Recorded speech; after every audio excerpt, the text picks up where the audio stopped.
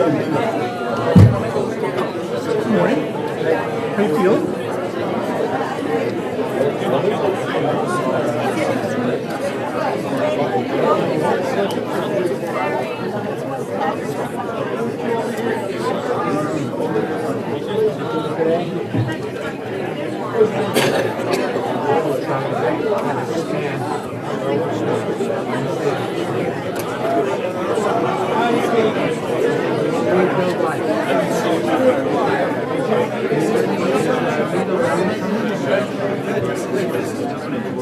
No?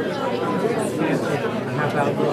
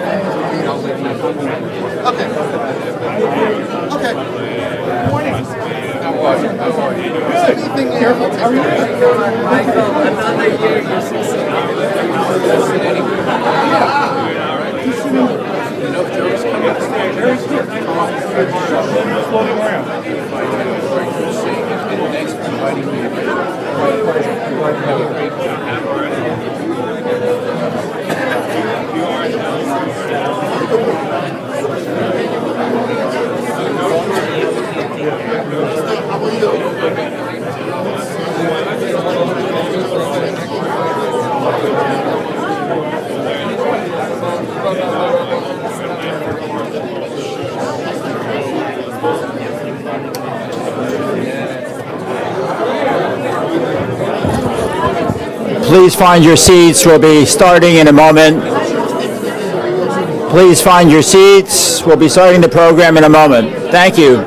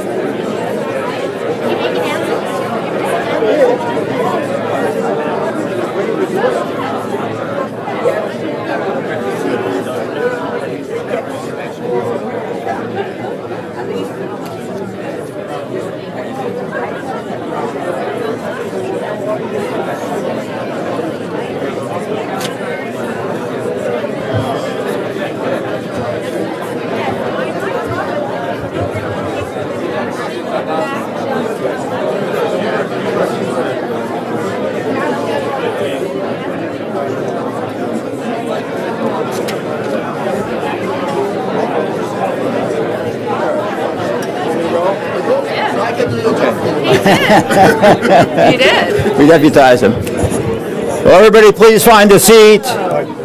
Shh.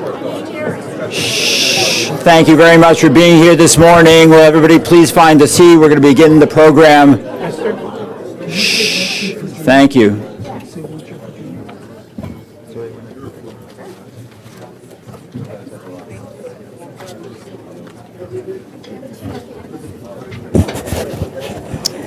Good morning.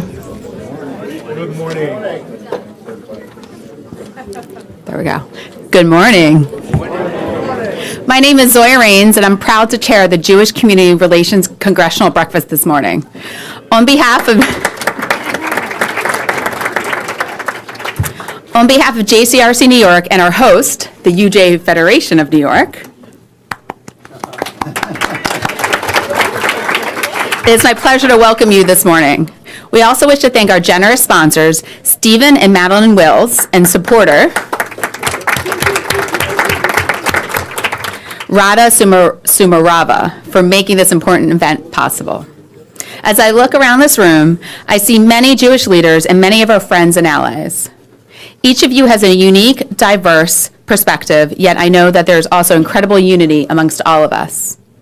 Your presence here demonstrates your deep and abiding concern for the welfare of the United States of America, New York, Israel, and the Jewish people worldwide. We New Yorkers are blessed with an exceptionally informed and dynamic congressional delegation. They provide crucial national leadership on Capitol Hill on issues of concern to all New Yorkers and of those of particular importance to the Jewish community. This morning, we asked them questions which were formulated with your help about key issues and learn about the positions that are very vital to all of us. Now, it is my honor to welcome the president of JCRC New York, Charlie Temmel.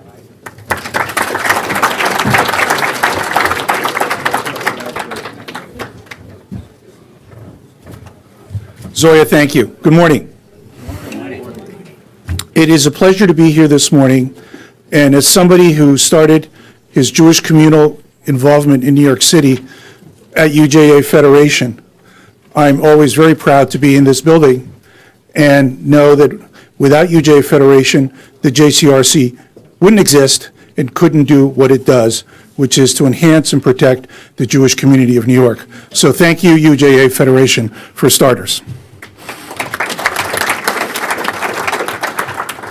This is one of the most important events in the JCRC's annual calendar. This event brings together wide swaths of the Jewish community, Jewish communal leaders, and our guests from other communities to discuss the matters and the issues that are of interest to us, number one, and number two, for us to hear from our elected leaders and to hear what's on their minds. For me, this is a bittersweet moment because as outgoing president, this will be the last congressional breakfast that I preside over. However, I would never have been able to do this were it not for my predecessors who are here today, Janice Shorenstein and Ron Wiener. Please ask them to stand up and say thank you.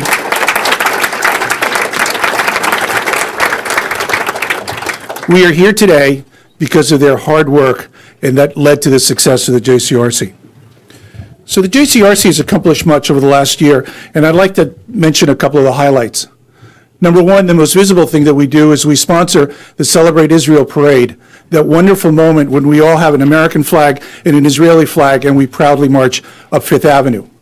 It is the largest, what we call the largest intra-group Jewish event because Jews of every stripe, belief, and flavor all for one day march together proudly as Jews, as Americans, up Fifth Avenue.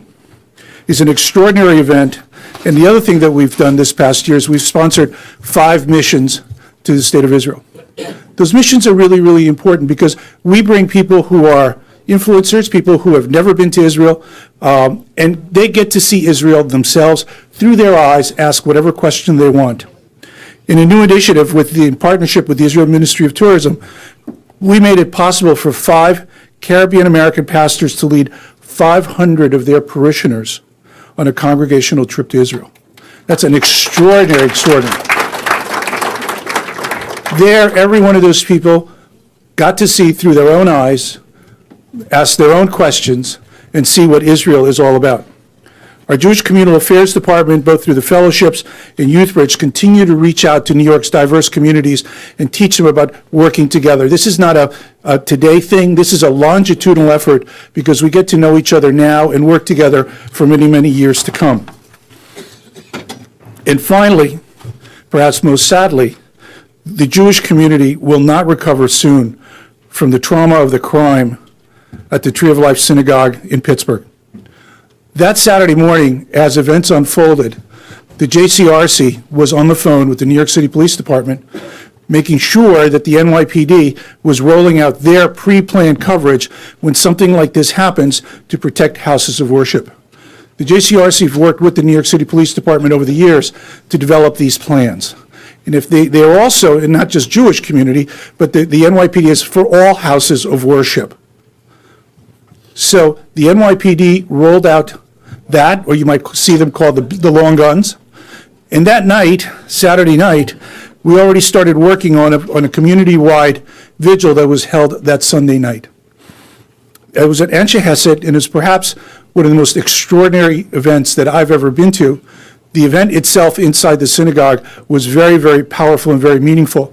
But so many people showed up that we could not accommodate them in the building. So suddenly we had hundreds of people outside. And the New York City Police Department graciously blocked off West End Avenue from 100 to 101st Street. And we were asked to come outside and speak to the people outside who were waiting. Michael Miller, our CEO, with a bullhorn, spoke magnificently about what had occurred. Hindi Pupko from UJA-Federation did as well, and as did others. And the point that they made was that words matter. That if you're going to use inflammatory words in the public square, you're responsible for what happens.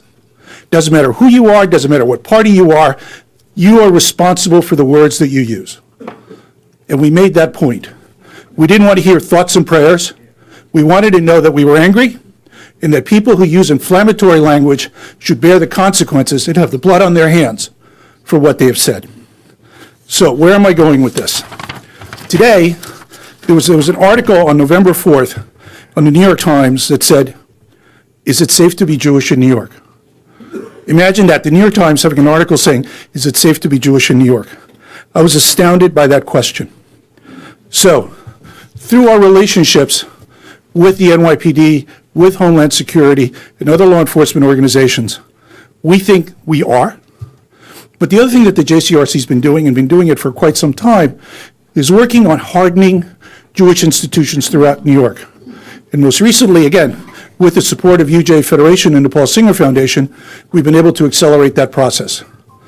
But to my mind, the security of the Jewish community, and frankly, all houses of worship in New York, not just ours, because Baptist churches have been targeted and mosques have been targeted, but we work with ours right now. It's perhaps, in my opinion, the most important thing that we do. So on your tables, you'll find two things.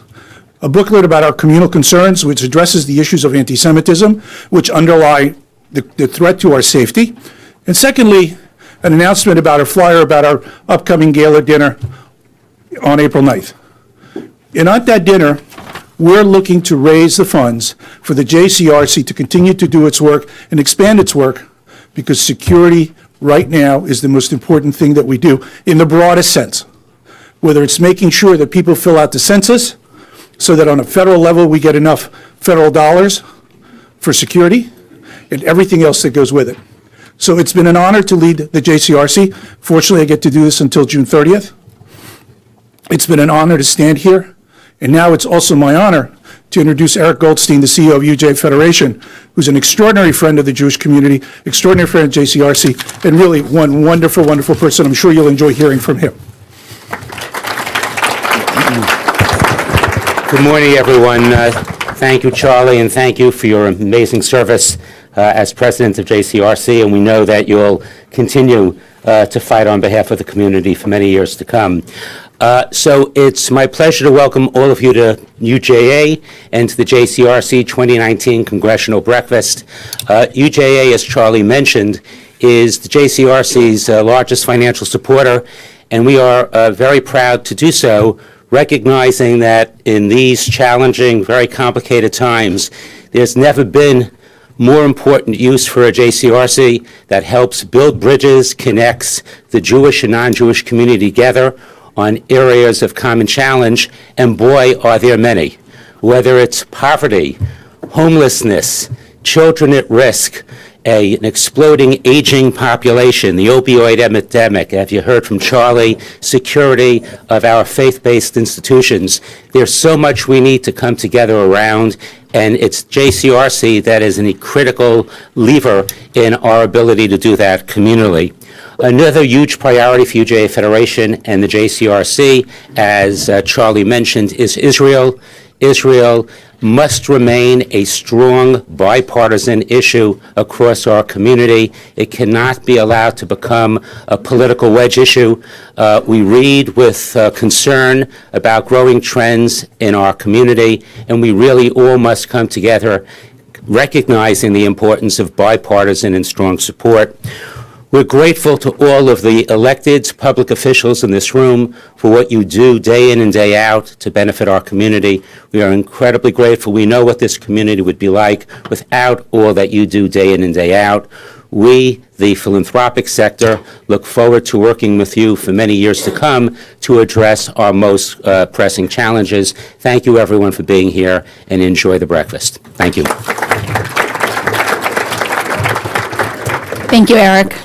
And now I have the distinct honor of introducing our next speaker, Ambassador Danny Dayan, the Consul General of Israel of New York, who brings greetings from the State of Israel. Ambassador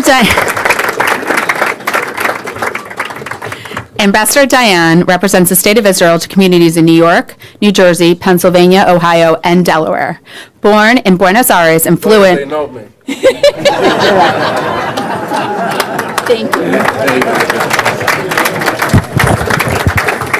Thank you so much. I came here directly from JFK. I took a very early flight, and I'm saying not to just to brag that I work hard, but I say it for the destination from which I came. I spent the Shabbat in Pittsburgh, Pennsylvania. I spent the Shabbat with the Tree of Life congregation in Pittsburgh. And I frequently say that when cases of anti-Semitism occur, even if it's thousands of miles from Israel, it's domestic news for us. And in spite of the fact that Israel doesn't have authority to act in other places, that doesn't mean that we don't have responsibility. We have responsibility. We see ourselves responsible for the security and the freedom of Jewish communities around the world, and I want to dedicate my brief remarks to that responsibility. I must admit that when I came here to serve as Consul General of Israel in New York and a few other states, in my wildest nightmares, I didn't envision that I will have to go to Charlottesville to strengthen the Jewish community with UJA-Federation, and to Rochester to visit with the mayor there, a desecrated Jewish cemetery, and finally to Pittsburgh in that horrendous massacre that was already mentioned. But even now in New York City, swastikas are painted in Columbia University, and Jews are physically beaten throughout the city. And there are three types of anti-Semitism that have raised their ugly head in this city, even in this city. And I think that, if I may say, that the leadership of this city, the leadership of this nation, has a responsibility to confront. The first one is what I call the bare-knuckled, the ugly, old-fashioned anti-Semitism of white supremacism and Nazism. We saw that in Charlottesville, we saw that in Pittsburgh, and we see that, unfortunately, even in this wonderful city. And we are not in Germany of the 30s. We are far from being there. But the difference between us and our brethren in Germany of the 30s is that now we have the experience that they lacked. And we know now what can happen if that evil is not confronted forcefully with determination by the entire society and not by the Jewish community alone, by the law enforcement agencies, by the educational system. I want to commend you, Congresswoman Maloney, for your latest activity on that respect. It has to be done now. Never again is now. The second is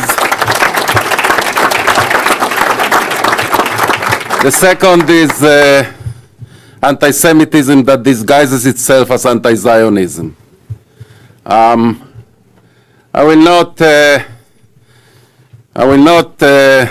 think that in this forum I'm exempt of explaining why the two are exactly the same. I will quote a wise remark that I read in the New York Times a few days ago, that even if theoretically anti-Semitism and anti-Zionism can be different, is like the theoretical difference that exists between segregationism and racism.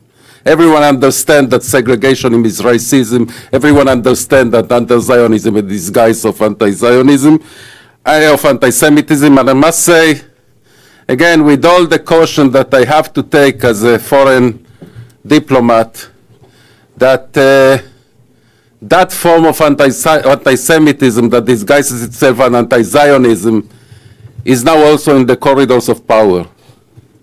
And I think that the leaders of both parties should take responsibility to put an end to that form of anti-Semitism. And finally, the third one is the anti-Semitism that is spread by the anti-Semitic genocidal regime in Tehran. It has also its ramifications here in this country, although it's not the main manifestation. President Obama, in a famous interview with Jeffrey Goldberg, said that the supreme leader of Iran, Ayatollah Khamenei, is an anti-Semite. It's obvious that in an autocratic regime in which the supreme leader is an anti-Semite, by definition the regime is anti-Semitic, and it's not only anti-Semitic, it's genocidal, and we expect the combination of lunatic ideology and calls for genocide of Jews. We already were there. Again, we were there in the 30s in Germany, and we underestimated, and the world paid a terrible price for that. So I know that I am in a room full of decent persons that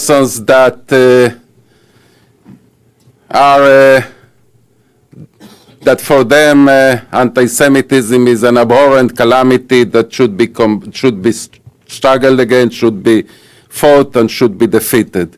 Let's do it together. Thank you so much.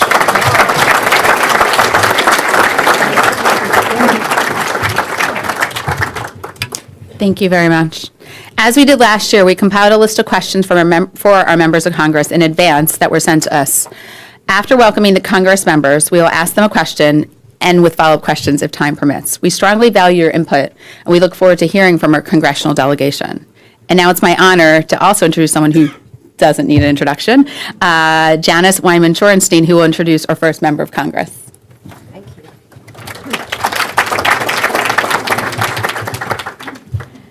Good morning, everybody. This is a particular honor for me, as I've known Congresswoman Maloney for 40 years. We were adding it up the other day. I shouldn't say that, but it's true.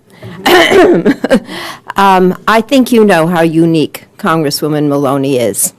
She represents New York's 12th District, Manhattan East Side and Western Queens, and she is the chair designate of the Joint Economic Committee, and somebody who most of us know here, both from the East Side as well as from the city as a whole. Congresswoman Maloney, we would first like to thank you for sponsoring the Never Again Education Act, a bill which enhances resources for Holocaust education throughout the United States. Having been at Congresswoman's press conference on Monday for the reintroduction of the bill, I could not help but recognizing how much we, as New Yorkers, as Americans, and as Jews, owe Congresswoman Maloney for the courage, the commitment, and the caring that she has shown to raise this issue again within the context that the ambassador just currently raised. Thank you, Congresswoman Maloney. We see this as a crucial step to ensuring that future generations learn from history and prevent such horrors from happening again. However, Congresswoman, the question that you're being asked is, can you expand upon its importance here in New York, where our Holocaust education programs are already well established and mandatory in public schools?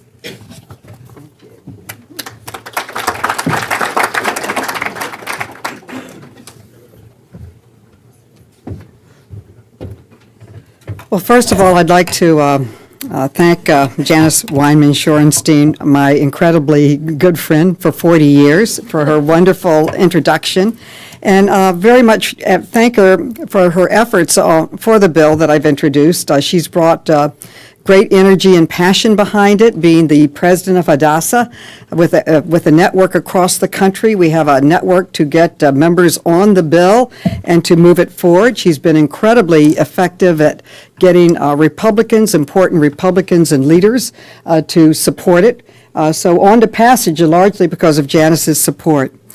And I also want to thank very much our host today, the JCRC Breakfast Chair, Zoya Raines-Friedman, JCRC President Charlie Timmel, my good friend also, a strong voice for the bill and everything good, as has the UJA-Federation, and of course Michael Miller, who leads us all standing up for Israel and in so many other ways. I want to say a very special thank you to our ambassador. Quite frankly, as a lay person, I would say he's the best ambassador I've seen that's been here. We've had great ones. They were all great because he's willing to put his whole self into it. He came to a press conference that I had on Monday, the first time, that bringing great honor and I'd say gravitas and importance to the bill, elevating the importance with his presence. And usually ambassadors say, well, I can't get involved. Well, why can't you get involved? I mean, and he made it very clear that he was there because it was a bipartisan effort. It was an issue that was important. It had nothing to do with politics, but the substance and the importance of the issue. And I was sitting there thinking as he was speaking about this game we used to play when we were kids. It was called the hokey pokey. I don't know. You put your finger in, you put your toe in, then you put your leg in. Well, he's putting his whole body in and standing up for what he believes in. And I want to thank them very, very much. I would say that we are at a dangerous moment in time. Anti-Semitism is on the rise around the world and here at home in New York. And I think that we have to do more than talk about how bad it is. We have to get out there and act. And as a former teacher, I think one of the most important things we can do is teach the next generation and teach other people tolerance, understanding, teach them about the Holocaust, and that's what my bill does. According to the Anti-Defamation League, anti-Semitic incidents in this country have spiked by 60%. I find that astonishing. 60% between 2016 and 2017. Here in New York, which is home to more Jewish members of the faith than any other city in the world, we're seeing an incredible rise in the number of anti-Semitic attacks. I'm really horrified by it. I represent a section of Brooklyn, and first there was one attack, and so, well, that's just one. Then it's like almost weekly some type of action. So I do think we do have to stand up and speak out.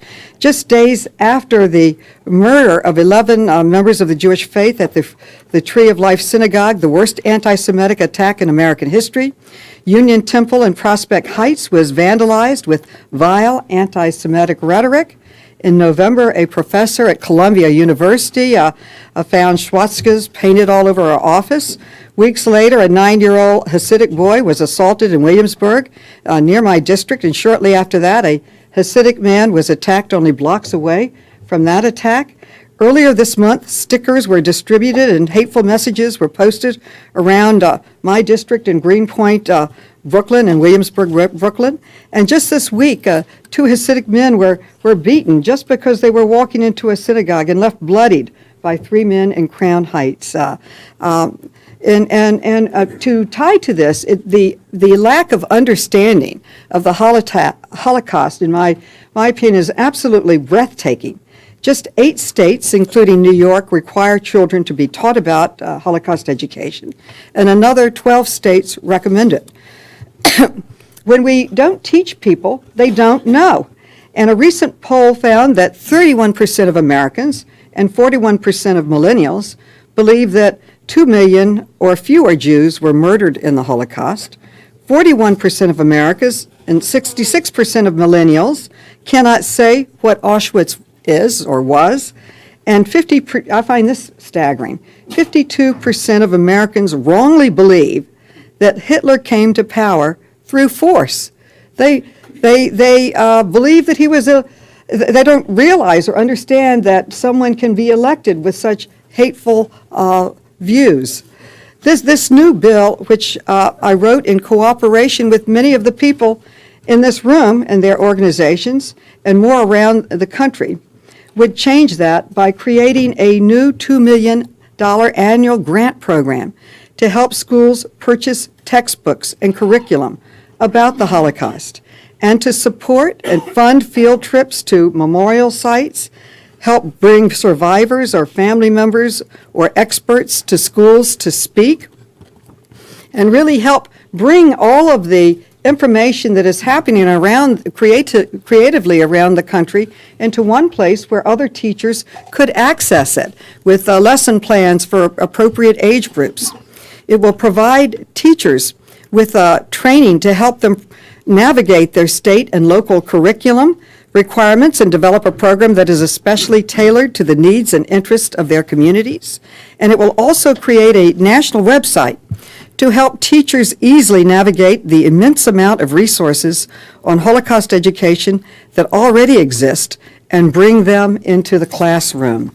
And the whole program will be advised by a board of Holocaust education experts to ensure that the Department of Education is working closely with the Holocaust education community to expand high-quality Holocaust education to each and every school in this nation. New York's teachers will benefit from having better resources available and the opportunity to access funding to get better training, to travel to Holocaust memorials and other sites, and to get the training that will help them teach the subject better. I just want to close in saying that I'm so pleased to have so many of my colleagues in government, and we have new outstanding new members. I saw Congressman Rose here, and there are many others that are newly elected, and we are working together in so many ways. It's wonderful to finally have a check and an input in what's happening in Congress. Many of us are chairs, and it is making an incredible difference. But the purpose of this legislation is a concrete action. And I guess my message is, when things happen, I think we have to stand up and speak out, be organized with each and every incident. At first, when we saw something in my district, we would just quietly arrange to have it cleaned, painted over, and we thought that was it. But it keeps coming back. I don't quite understand why. And I think that we need to be organized, and we have to be like the ambassador. We have to not just talk about it, we have to throw our whole bodies into being there and speaking out and basically teaching tolerance, understanding, and a stronger and better country. Thank you for being such an important part of New York. And I have so many friends here.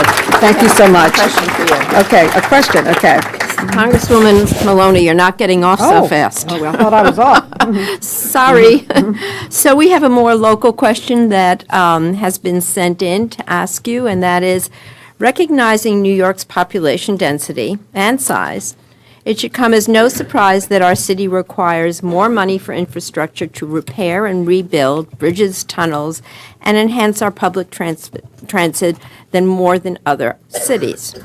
As the new Vice Chair Designate of the Joint Economic Committee, do you think we have any success with the current Congress in acquiring the necessary funds and the funds for the Gateway Project? Good luck. Okay. Well, I'd say one of the greatest disappointments with the Trump administration, and there are many, but the greatest has been the lack of dedication to infrastructure. Infrastructure is something Democrats support. We believe in it. We want to build bridges, not walls. We want to restore our transportation system, move people around. And when he ran, he talked about a $3 trillion infrastructure project. Well, where is it? That was the one thing I was excited about working on and hoping to be part of and to work for New York. We could use the $3 trillion here in New York alone. And in fact, in the district that I represent, I have roughly $10 billion now in federal projects, including the 2nd Avenue subway, which just opened, which is the best subway in the nation. If you haven't been on it, get on it and enjoy it. It's neat, it's beautiful, it's modern, has art, it's quiet, it's efficient, and it's $1.3 billion in federal funds. And the East Side Access is another $3 billion, connecting the LIRR into Grand Central Station. It's a major economic development project. We need to build a stop. They promised a stop in Sunnyside Yards. The MTA is saying they don't have the money for it. We've got to make it happen. If we don't get that stop in the Sunnyside Yards, nothing could do more for economic development and quality of life for people living in Queens than getting that stop. In fact, I'm having a meeting and press conference on it on Monday, and we need a task force. We need to make this happen. We also, the Kosciuszko Bridge, when I got elected, was considered the worst bridge in the state. When I leave office, it will be the best bridge in the state, with $670 million of the $800 million coming from the federal government. If you haven't seen it, it is it's gorgeous, and it's efficient. The lines are gone. It's the best bridge in our whole state now. And we are repairing the L train with over $700 million in federal funds.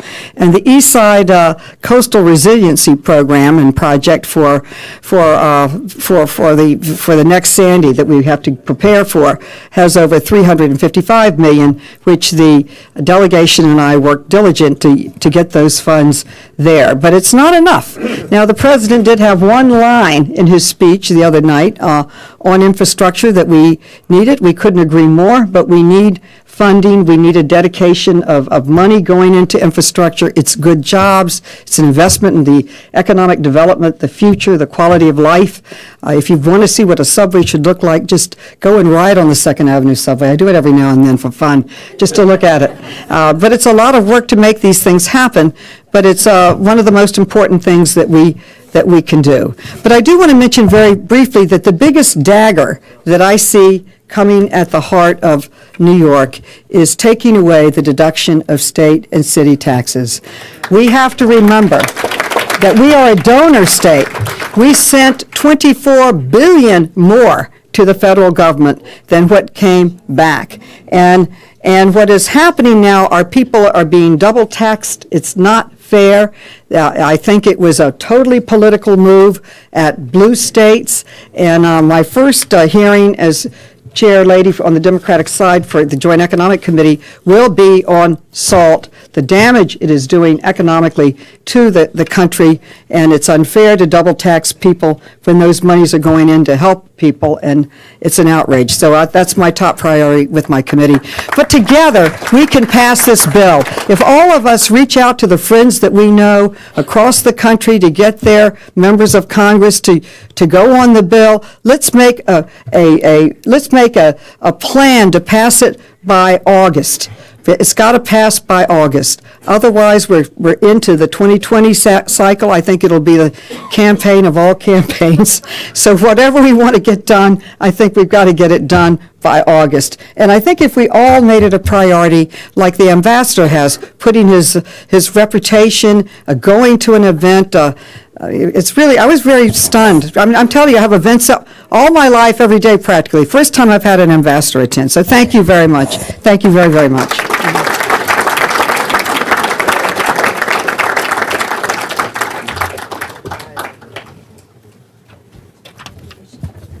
Good morning.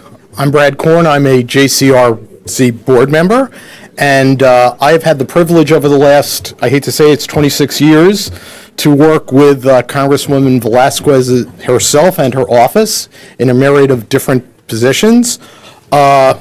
She represents parts of Brooklyn, Queens, and Lower Manhattan.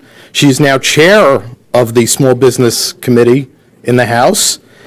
And our first question revolves around a very contentious and polarizing issue dealing with immigration.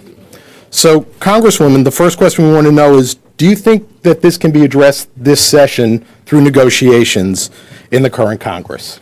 Congresswoman Nydia Velasquez.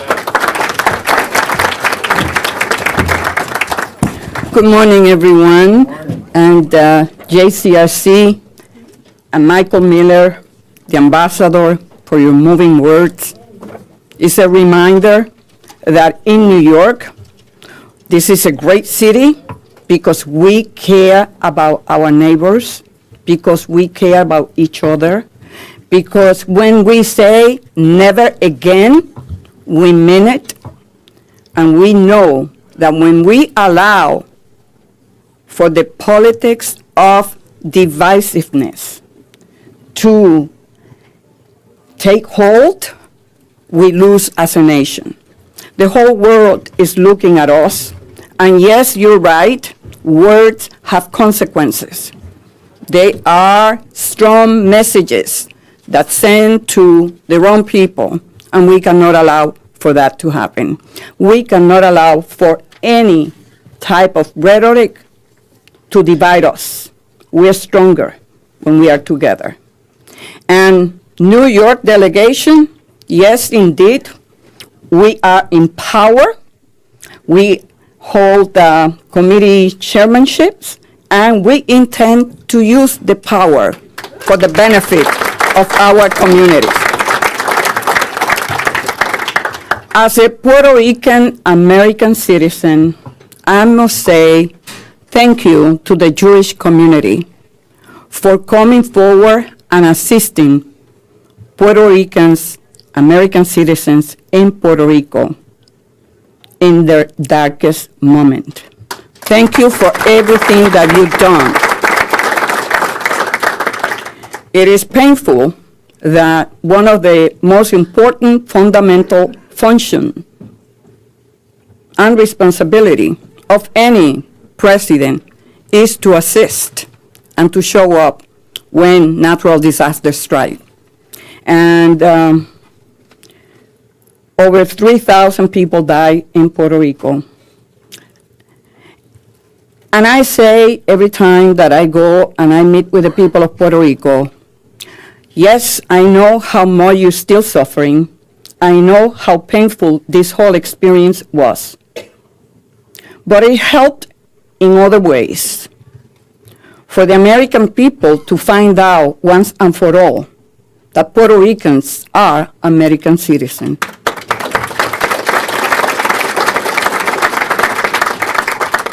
That when there is any conflict, whether it's Iraq, Afghanistan, World War II, World War I, Puerto Ricans have been serving our nation.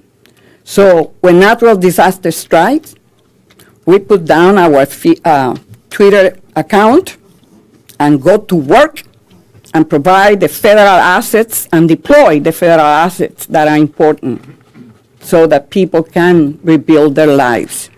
And for that, I am grateful to the Jewish community here in New York. You have been unbelievable in assisting Puerto Rico. So the delegation has been, as Carolyn Maloney said, quite successful in securing federal resources for infrastructure. And so you can imagine now when we are in charge. And yes, you asked the question of infrastructure, whether or not we will have the opportunity to pass an infrastructure bill. Shame on us if we don't do it. It's a win-win for everyone. Our bridges and roads are crumbling, and it's a job and economic development tool for our country. So you asked a very difficult question, and that is immigration. Well, 2 years ago, as you know, the president issued a travel ban. And for someone who criticized President Barack Obama of governing by issuing executive orders, that was one of the first actions taken by the president. Again, with an underlying subliminal message of dividing our country. So we gotta be serious about reforming our broken system. It is broken, and it is our responsibility, the Congress of the United States, to legislate and address the issue of immigration. You cannot deport 12 million people. You cannot.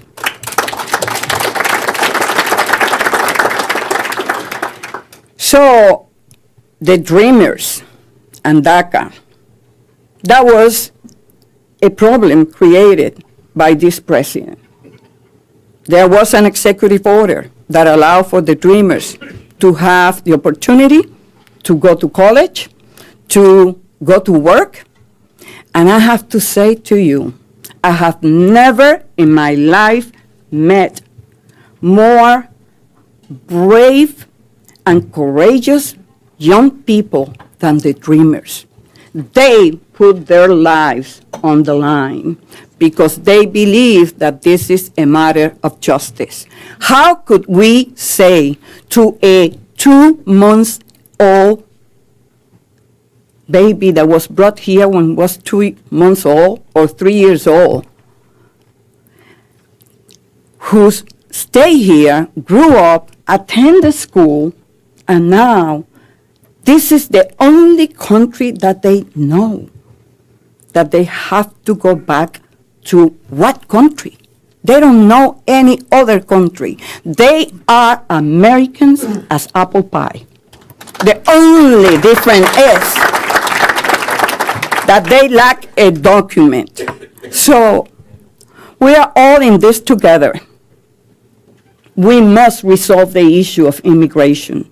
But there are 2 immediate issues that we need to confront, and that is the Dreamers, who by and large are in college or are working, and TPS, temporary protection status. Those who fled Nicaragua, Honduras, that is known as the capital murderer in the world, or Haitian, who left after the earthquake.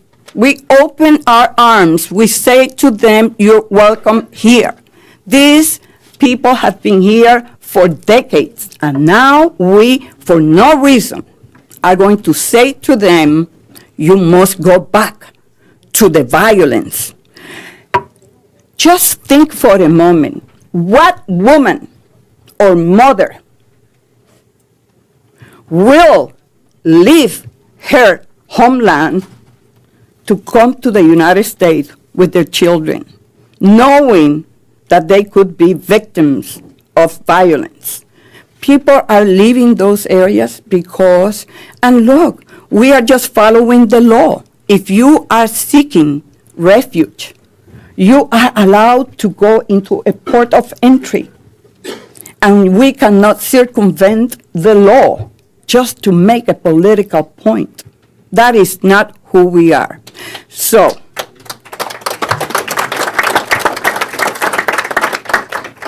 I believe that Republicans and Democrats in the House and in the Senate do not want another shutdown. And I think that the president is watching whatever he watches, from Fox to NBC, MSNBC. But all the polls are saying that the American people, by and large, do not support another shutdown. I know that there are negotiations going on in good faith by both sides, and that is the American way. So I pray that we get to a point and a place where we have consensus.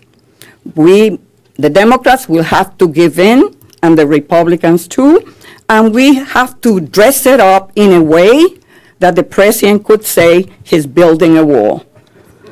So we'll see what happens. I don't have a crystal ball. If it is up to the legislators, both Republicans and Democrats, I feel confident that we will get to a place where we could have a resolution. And then on the DACA and the DREAM Act, the lead legislation is being sponsored by Lucy Roybal Allard. She is the chair of the subcommittee on homeland, on the appropriations subcommittee that has jurisdiction over immigration. She sponsored the lead legislation, and then I am the lead sponsor of my legislation on TPS. We expect by the end of February to have a legislative package that has both the DREAM, DACA, and TPS. The committee on Judiciary Committee will hold a markup, a hearing, and then a markup. So early March, we expect action in the House floor on DACA and TPS. Okay.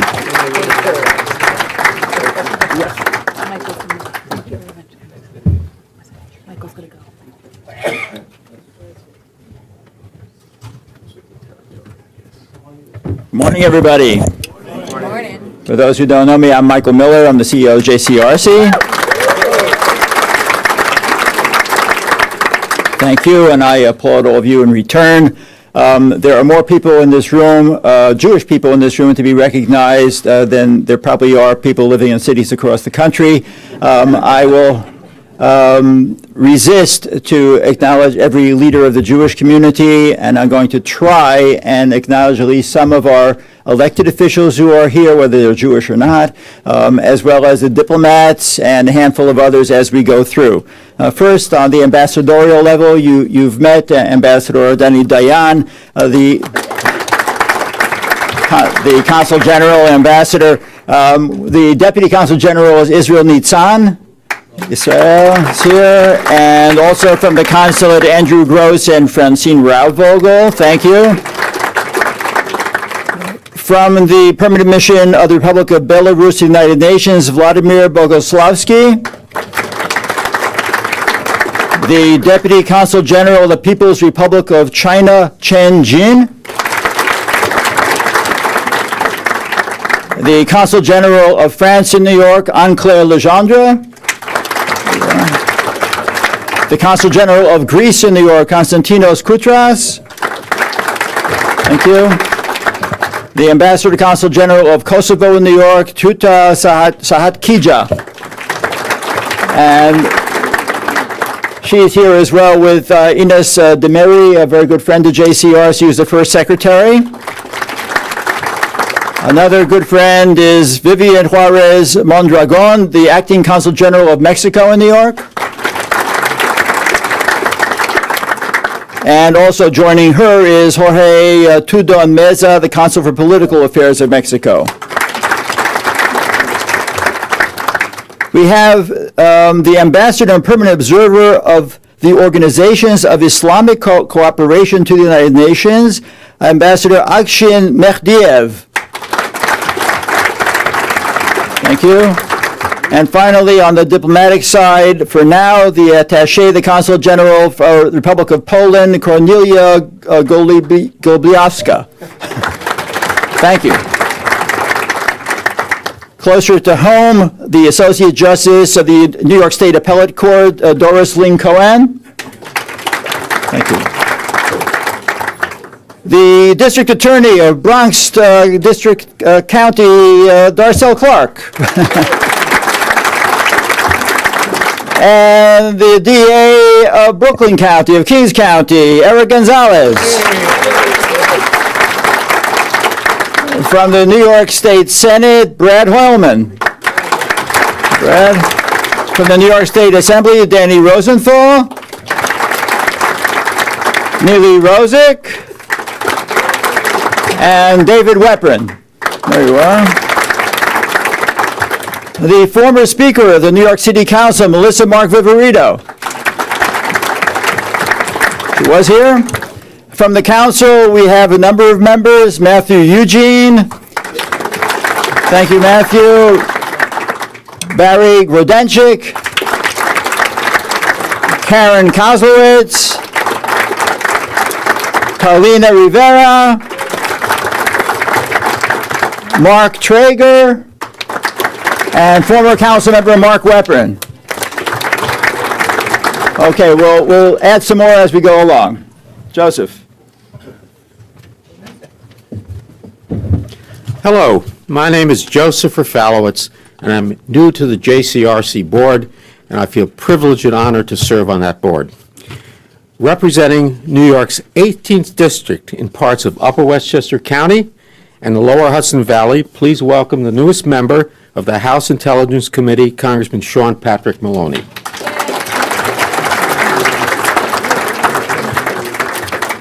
Congressman Maloney, as you know and everyone in this room knows, New York remains a key target for those who wish to harm our city, metro area, and our country.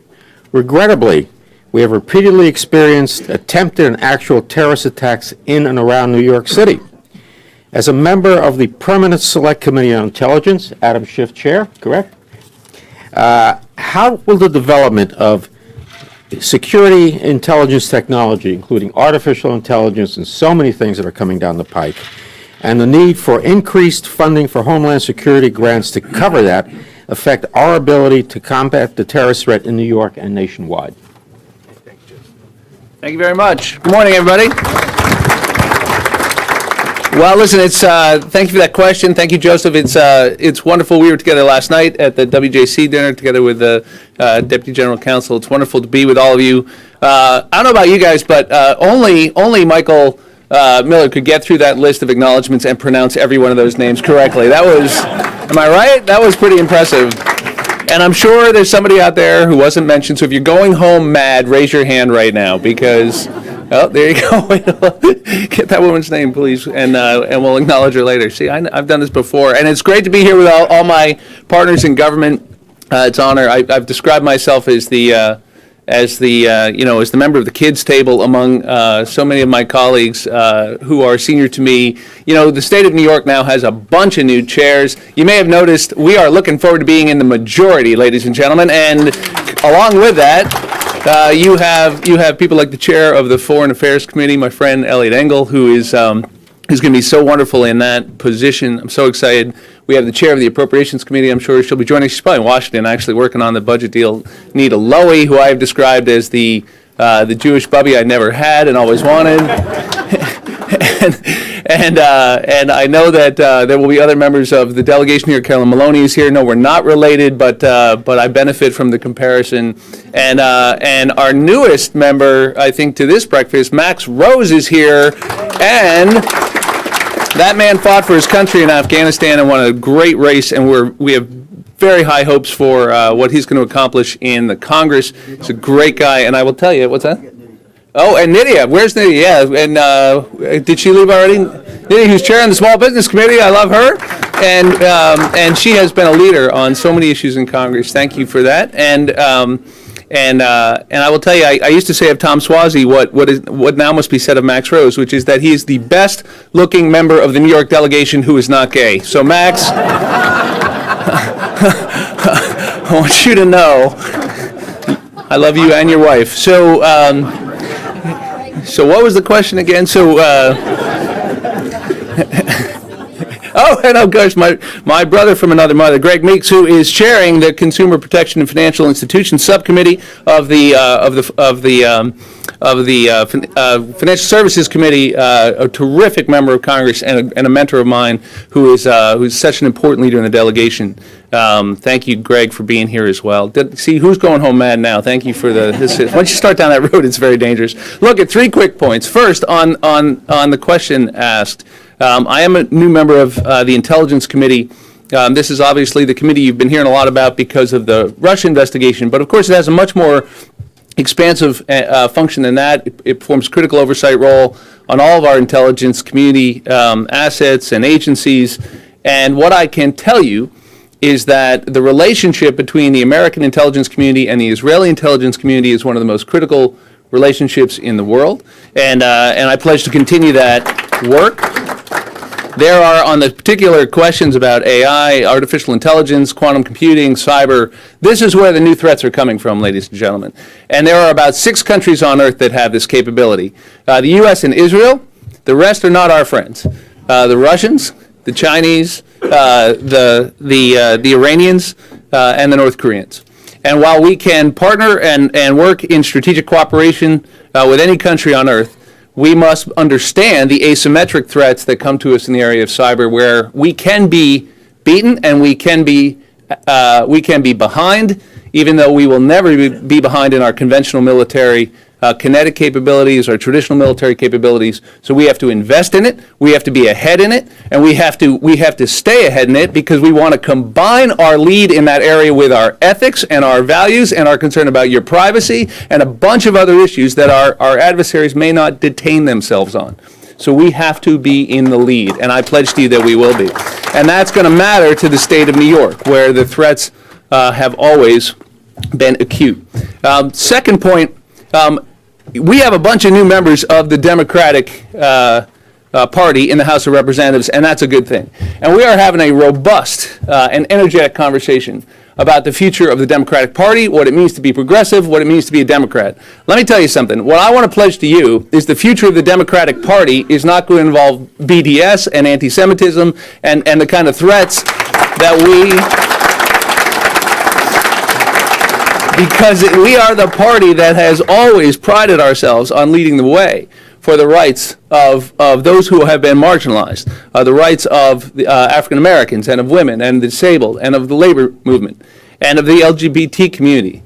And it must not be the future of this party to become a home to elements that are seeking to target the state of Israel or seeking to divide us or to usher in anti-Semitism in America under a different label. So I pledge to you to resist that as well. And you will see us tested on that in the days to come. And while members of my own party feel very free to criticize their colleagues within the party on a whole host of issues, you will see me feeling very liberated to criticize some of my colleagues on this one. I plan to stand up for the communities I represent. So Finally, on the issue that right now is threatening to reclose your government and that shamefully did so for 35 days, on the issue of border security and immigration, I really want to put in a short plea to the leaders in this room, to all my friends at UJA and JCRC who do such good work. You know, if there's one community that has always been in the forefront of defending the rights of the stranger among us, of the immigrant, it's this one. I mean, you may remember the original leader of the original caravan was named Moses, I believe. Am I right? and from that moment until today, vulnerable and dispossessed people have often been forced to flee, looking for refuge, looking for a home. And we must not be the generation that changes the American tradition of shunning those people. We must not be that generation. Because there have been times in our past where we have failed to remember that.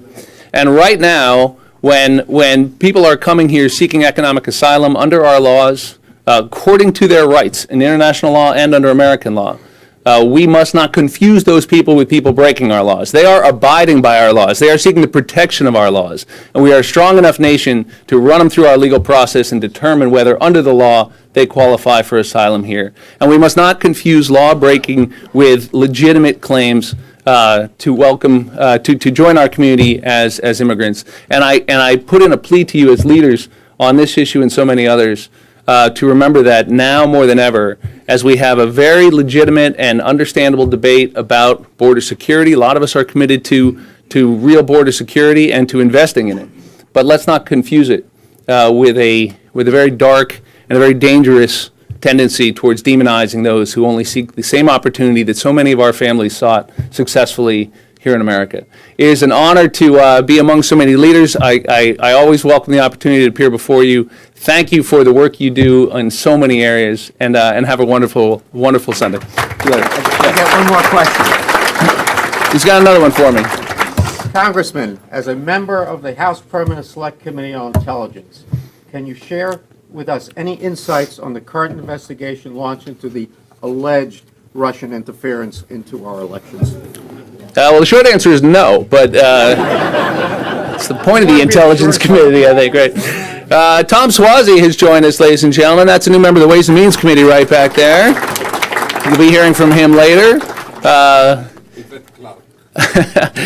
Look, here's the deal with the Intel Committee. You know, somebody asked me about the president's tweet about it, calling Adam Schiff names and lighting it up before it's even started. And they said, what's your reaction to that? And I said, my reaction to that is thieves think all men steal. The president cannot imagine that we would take seriously our constitutional responsibility to do congressional oversight, to take seriously foreign threats against the United States, including our democracy and our elections, and that we could run a fair and thorough investigation that finds out the facts. To his mind, it must be a partisan witch hunt. And what I'm telling you is that the membership on the Democratic side, starting with our chairman, Adam Schiff, are dedicated and fair people who have a serious responsibility. It's a good thing that an administration is under congressional oversight, any administration. Those of us who served in Democratic administrations know what that feels like.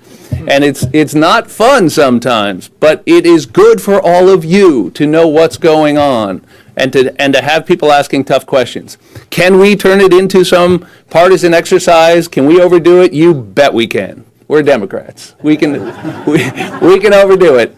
But I do not believe we will. I believe that on the Intelligence Committee especially, that this will be a serious look, filling in the holes in the investigation that was concluded prematurely. If you read the report the Republicans issued, it's not worth the paper it's written on. And there are serious questions that need to be answered, particularly in light of all of the activity that's happened since with the indictments and the things that have been well established and that are in the public domain. In addition to that, it is a real issue to understand the influence of foreign money in American politics. I think it's a good thing that we're going to find out what the regime in Saudi Arabia is doing and who it is trying to influence with its money. We have seen their activities with respect to Kamal Khashoggi and other episodes. We need to ask tough questions about that, whether foreign policies of the United States are being influenced by foreign money, not just Russia, but any country. And finally, it's important that you know what's already happened. It's important that the transcripts be released. It's important that there be as much transparency as possible in this investigation. Now, we're not the Oversight Committee. We're not the Judiciary Committee. We're not designed to operate in public. That's why we have an Intelligence Committee to handle some of the most sensitive and delicate and secret information that the government possesses. So naturally, some of it will be behind closed doors. And that's as it should be. And naturally, we're going to be careful not to impede the investigation of the special counsel. But except for those two concerns, the chairman is committed to as much transparency as possible. So what I can tell you is we're going to get the facts, and it's going to be fair. And I think you should be glad, as Americans, that that's finally going to happen. So, thank you all very much. Thank you, Jed. Thank you very much. Thanks, Charlotte.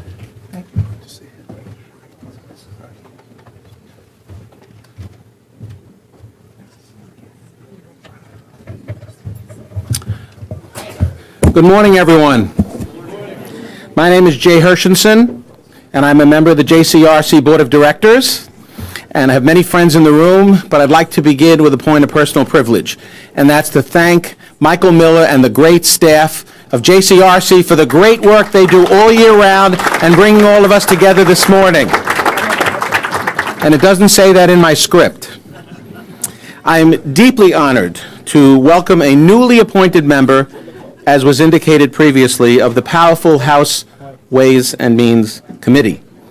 He is a former mayor, county executive, he is an attorney and CPA, and he represents New York's 3rd Congressional District in northern Nassau County. And Queens. And Suffolk, and Queens. And Queens. And Queens. And Queens. First of all, congratulations on your appointment to the Ways and Means Committee, which is the chief tax writing committee of the House of Representatives. We are aware that you are working with Congressman Peter King and others to retroactively remove the property tax deduction cap of $10,000, which, if left in place, would be highly damaging to the bottom line of tax exposure. How do you assess the likely success of this effort? And thank you for your great work in Congress. Thank you, Jay. Thank you, buddy. Good morning. Bruchim habayim. Michael Miller taught me that. Michael actually brought me to Israel for the first time in 2002, in October of 2002, during the Second Intifada after the massacre in Hebron. And it was really a tremendous experience. And the work that JCRC does to educate people in elected office is really a great accomplishment. Let's give them all a big thank you for the great work that they do. My goal is to be known as the most reliable non-Jewish Democrat that is pro-Israel in the entire House of Representatives. Which I have to do because my predecessor had the name Israel. So, I mean, I have a high bar that I have to match all the time. Listen, I get all the emails, and a lot of my friends talk to me and read the things about the concern about the Democratic Party and not being pro-Israel enough because of different factions of our party. I see those emails that are spread around. And you know what? You couldn't ask for a more reliable delegation than the New York delegation that will always fight for the state of Israel. And do we have work to do with some of our members? Yes, we do. And I think the best thing we need to do is to do what the JCRC does and other groups do, which is educate, because the facts are on our side. If we educate people about the history of Israel, we will bring everyone over to our side. But it's going to be a constant effort. It never ends. It's a constant education effort. And I will do everything I can to help in that mission to make sure that everybody recognizes how important this relationship with Israel is and all the work that we have to do. Now, my first question that you have for me today has nothing to do with Israel. It's about the SALT deduction. I think you heard Carolyn Maloney speak earlier that she's going to focus on this on her committee as well. It's important that we build bipartisan support. I want everyone to remember that every Democrat and every Republican on Long Island and in New York City voted against the GOP tax plan last year. Every Democrat and every Republican in Long Island and New York City. Because everybody realized this is a punch in the gut to New York. This is totally, completely unfair. You saw the governor speak this past week. He says we lost $2.3 billion in tax revenues because people are filing their estimated taxes, saying zero taxes because they're moving their residents to other locations. This is a real economic threat to the state of New York, to the city of New York, to Long Island. My district has the highest percentage of state and local tax deduction users in the whole country. And it's not going to be easy because they used this elimination or the capping of the state and local tax deduction to pay for their giveaway on the corporate tax reductions and on the reductions on the highest earners and a bunch of other stuff that they did. So they used this money from elimination or the capping of the state and local tax deduction to pay for a lot of other stuff that was just, in my estimation, was unnecessary. I believe there should have been a corporate tax deduction, but not as big as they did it. So we have a lot of work to do. The bill that I have with Peter King is retroactive. These guys are, hey, Greg Meeks, you're talking way too much. You're distracting me. Greg, he's still talking. He hasn't even heard me yet. You guys are, so what was I talking about?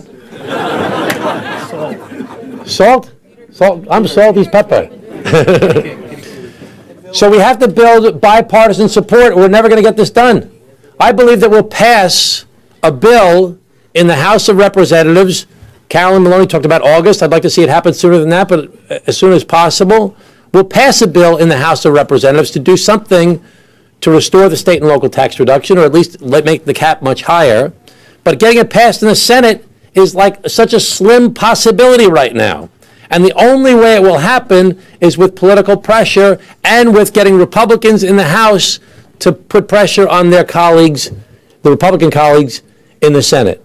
So I believe it's essential for New York. Let's not forget this fact. We don't talk about it enough.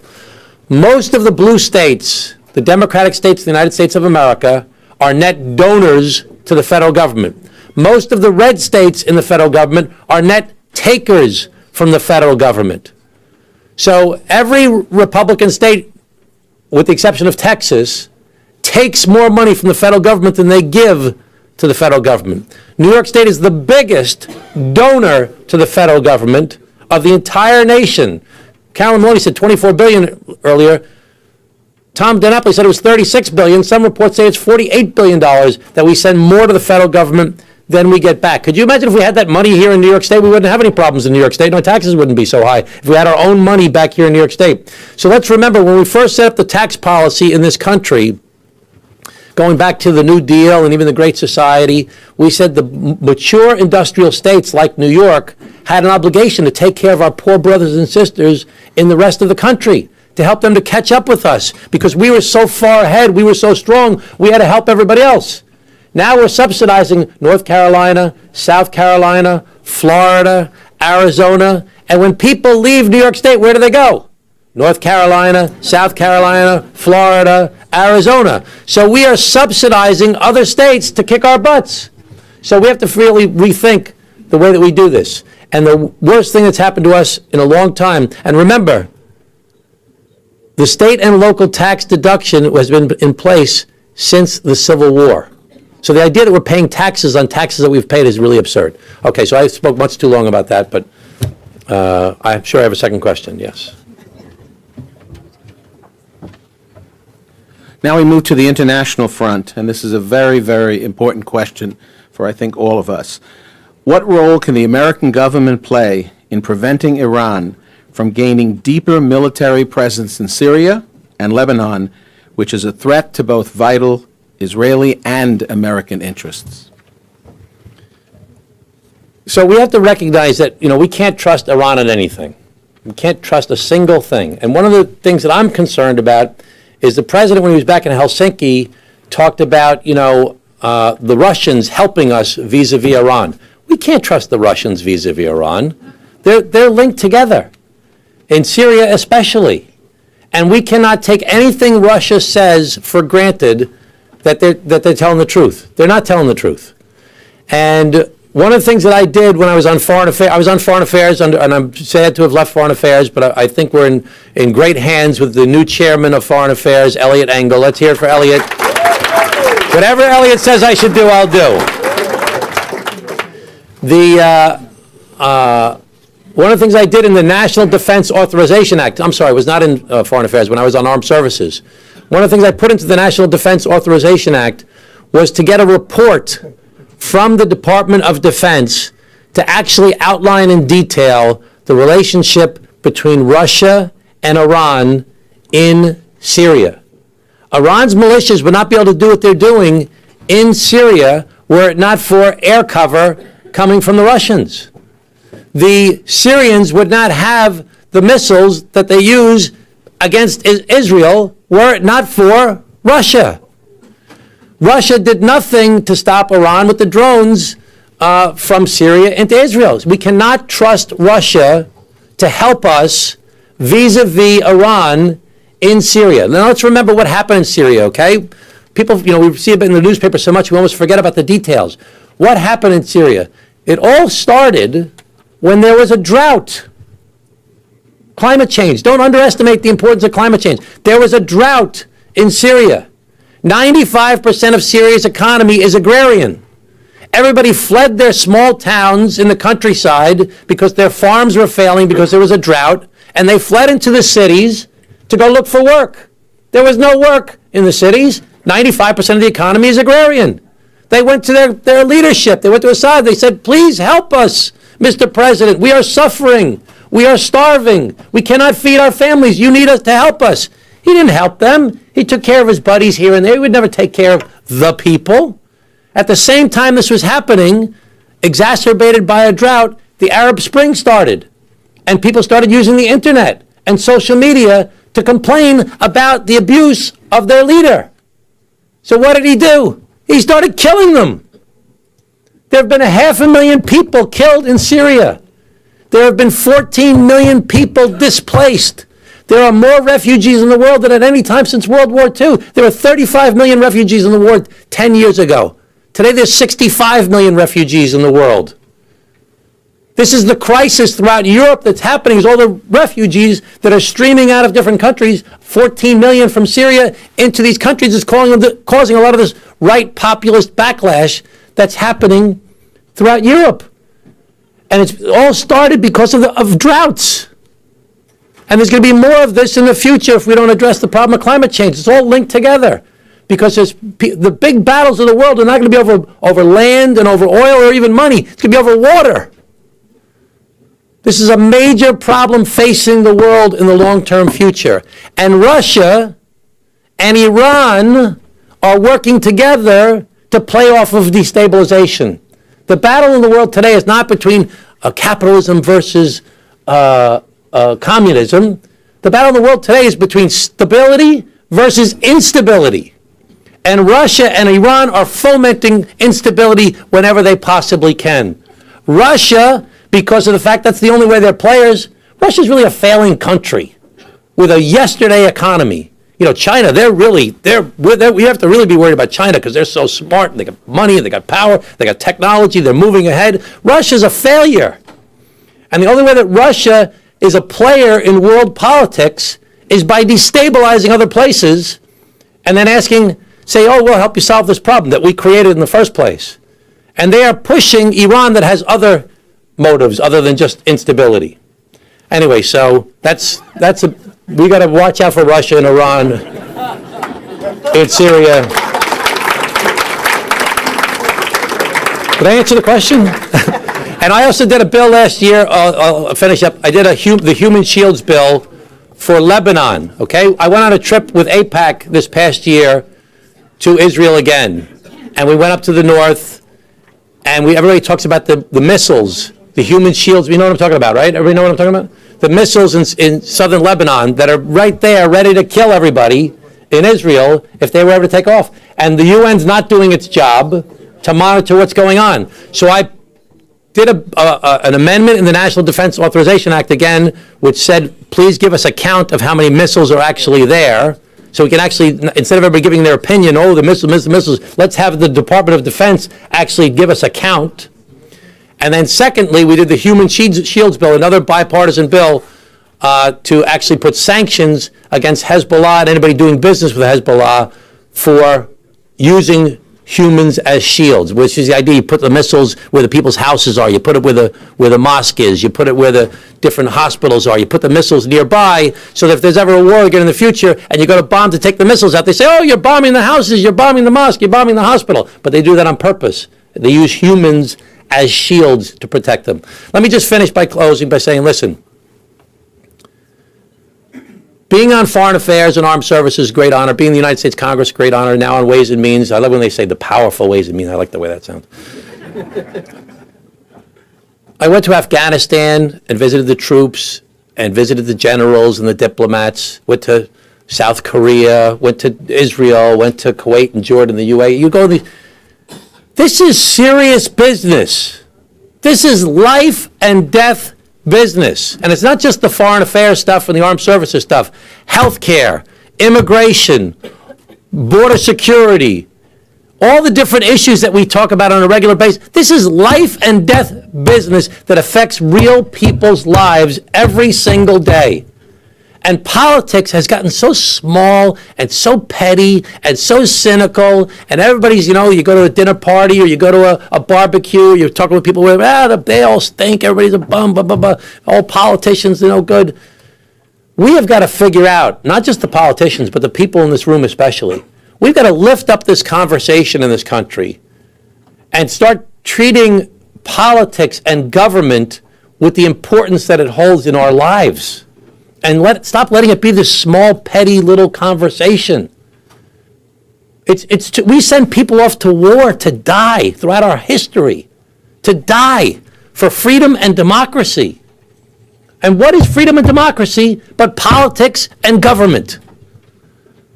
So we got to stop with this, they no good, they're no good, I'm not inviting them for Thanksgiving because they voted this way and I'm defriending this one on Facebook. We have to work together and we have to figure out how to actually make this country and this world a better place. This is serious business and I'm so grateful.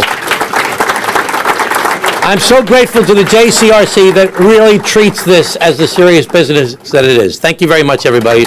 Toda rabah lachem. Thank you. Thank you. Thank you so much again. Thank you. Do I speak for too long? Did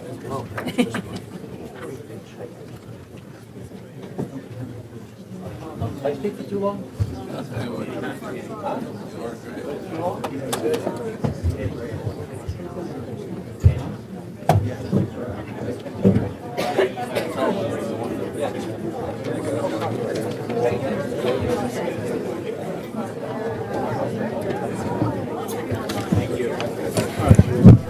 Good morning, everyone.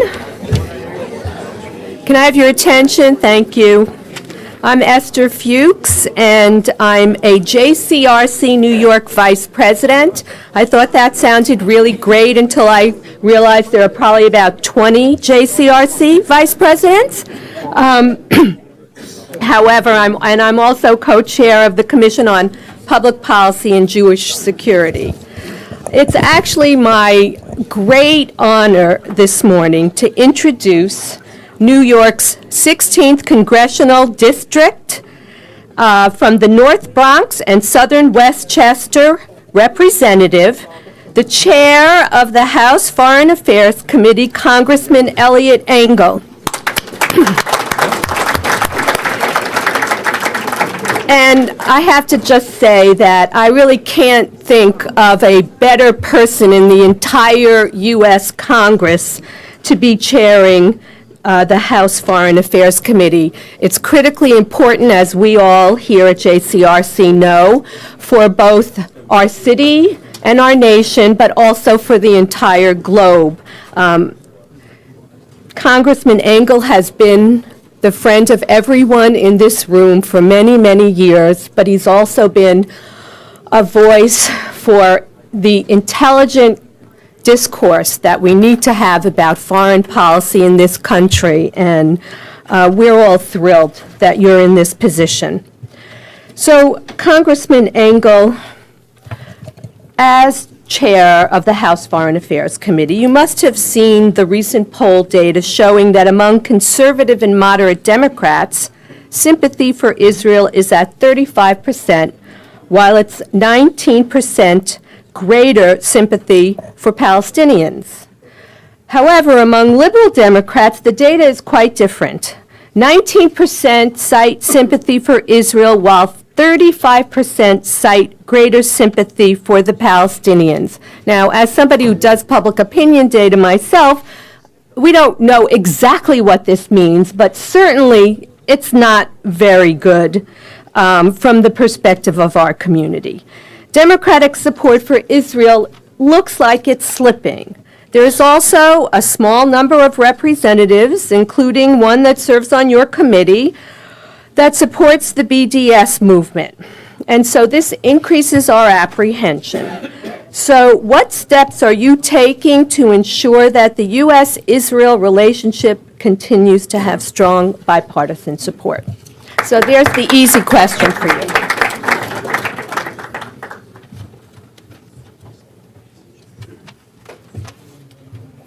Well, thank you, Esther, and good morning, everybody. You know, I've attended these breakfasts for a long, long time. I've been in Congress 30 years. And, you know, it's funny how you can kind of judge how you're considered, because this is the first time I have a front table. So, Michael, I want to keep it coming. First of all, I have, of course, been a friend of JCRC Michael, who comes from the Bronx originally.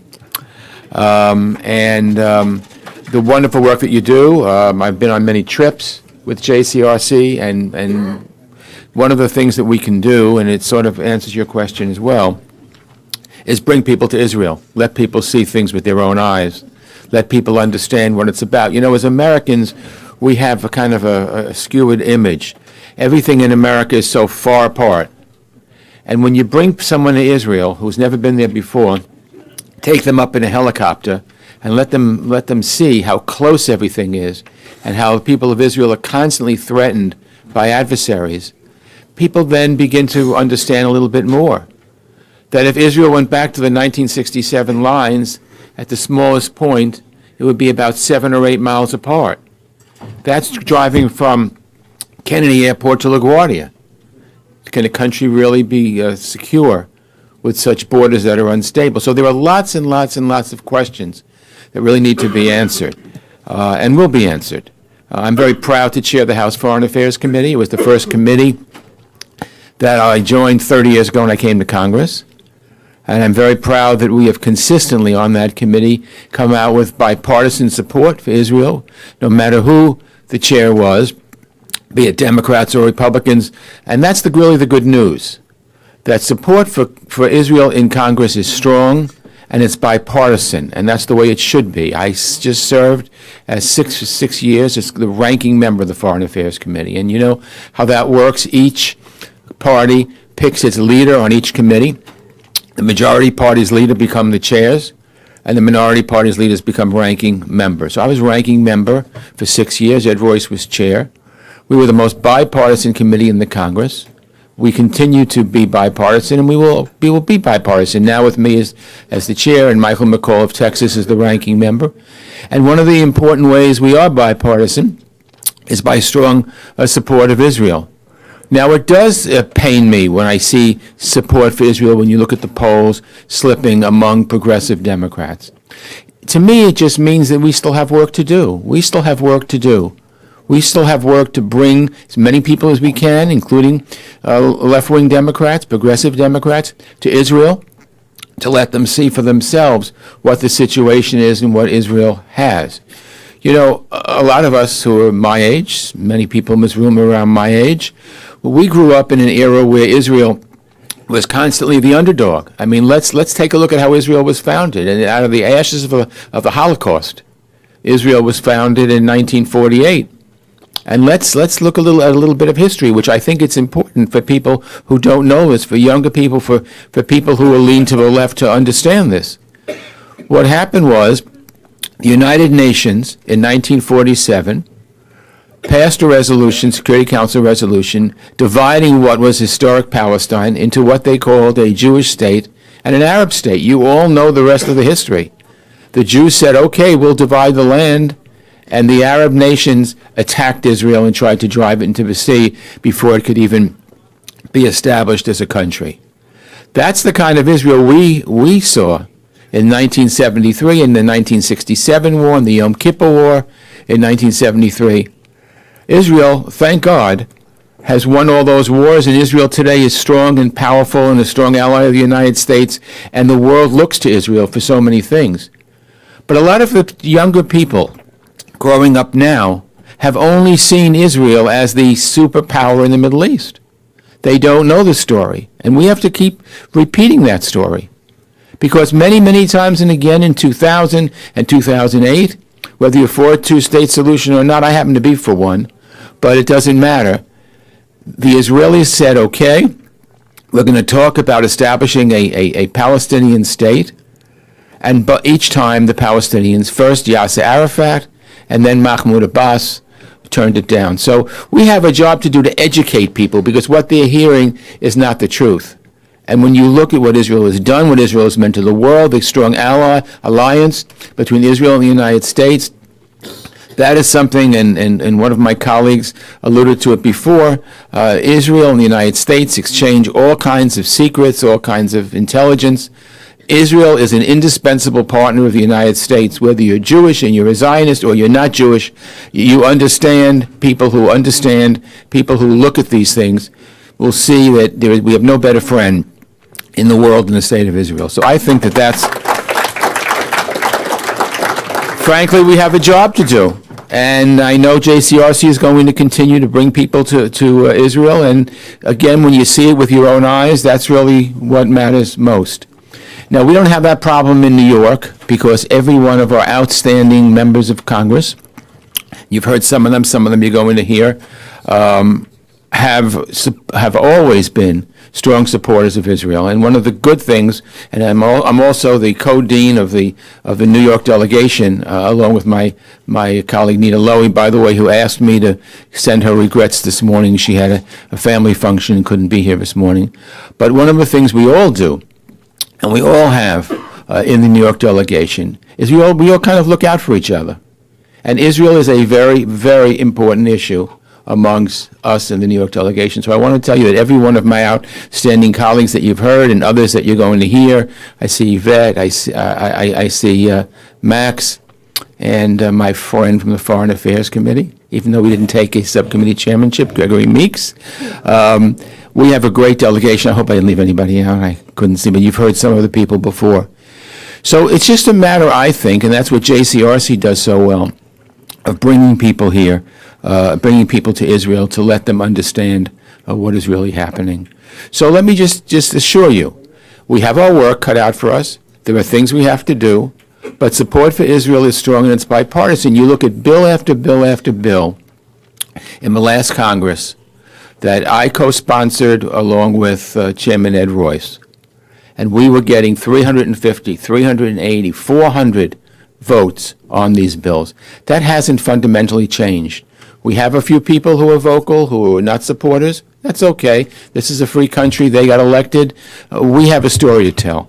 And our story is better than their story, quite frankly. So I know that with the facts, we're going to do well. And I want to pledge to you that on the Foreign Affairs Committee, we're going to stand by Israel. We're going to make sure that Israel is treated properly. You know, I don't agree with President Trump on many things, but when he moved the embassy to Jerusalem, good for him. That was the right thing. But I want to assure you there's nothing to be afraid of. It just means that we have work to do. We're going to do it. And Israel and the United States are going to continue to walk lockstep together. And I'll conclude the way I always do here. I'm Yisrael Chai.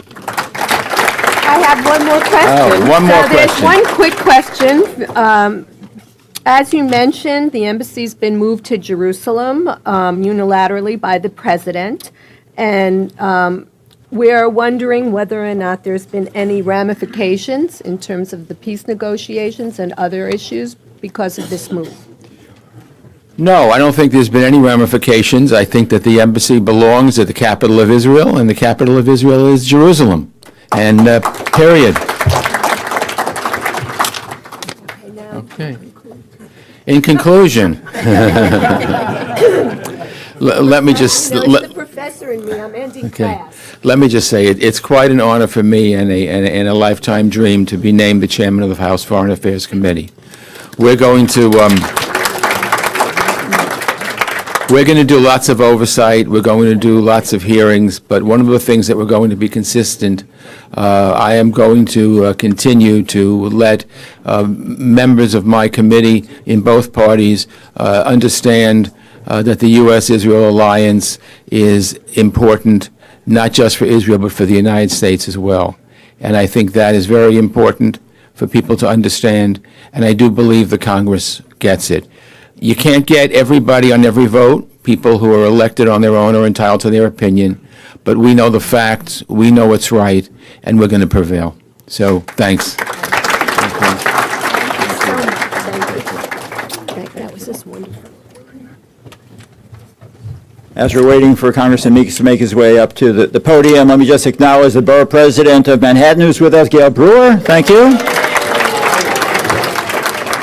Back on the diplomatic side, we're honored to have the Consul General of the Republic of Korea, Ambassador Park. Thank you very much. Wonderful to see you again. From our non-Jewish friends who are here, we have many, just a handful I'll be acknowledging from the Ashurbanipal Society of America, Tomris Azeri, from the Chinatown Partnership, Wellington Chen, from the Turkish Heritage Organization, Ali Sinar, a pastor from the Mount Zion Church of God, Wayne Moore, from the Catholic Community Relations Council, Joe Rosenberg, from the America-India Public Affairs Committee, Jagdish Sawani, and a dear friend, the president of the America-China Public Affairs Institute, Fred Tang. Thank you, Fred.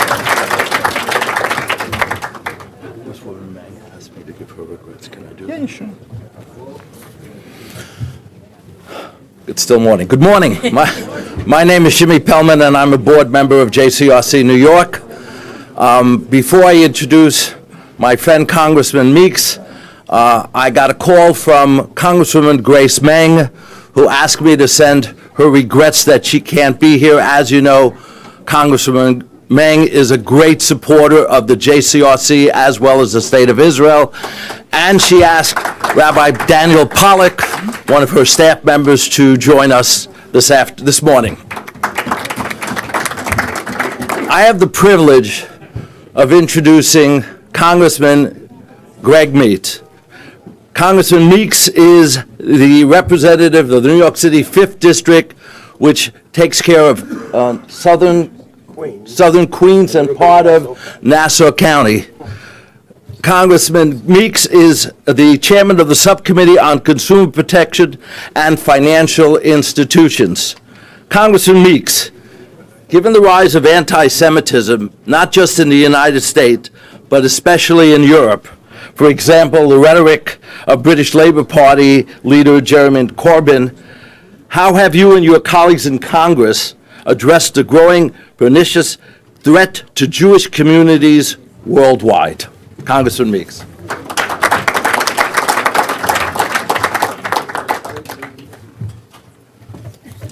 Thank you. And first, let me just say, it seems like all of my colleagues have indicated that maybe their first trip or their second trip to Israel was led by JCRC and Michael Miller. And of course, I was on one of those trips, and, it became famous on that particular trip because from the time that we got off the plane, he had time for us to go here and go there. So we ended up saying when you travel with Michael Miller, it is Miller time.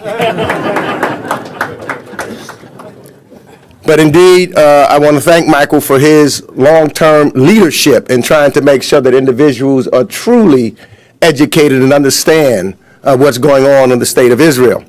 And it is a pleasure, and I guess I should give this too, because likewise, when you think about the New York delegation, we had one addition to leadership, the chair of the Democratic caucus, Mr. Hakeem Jeffries.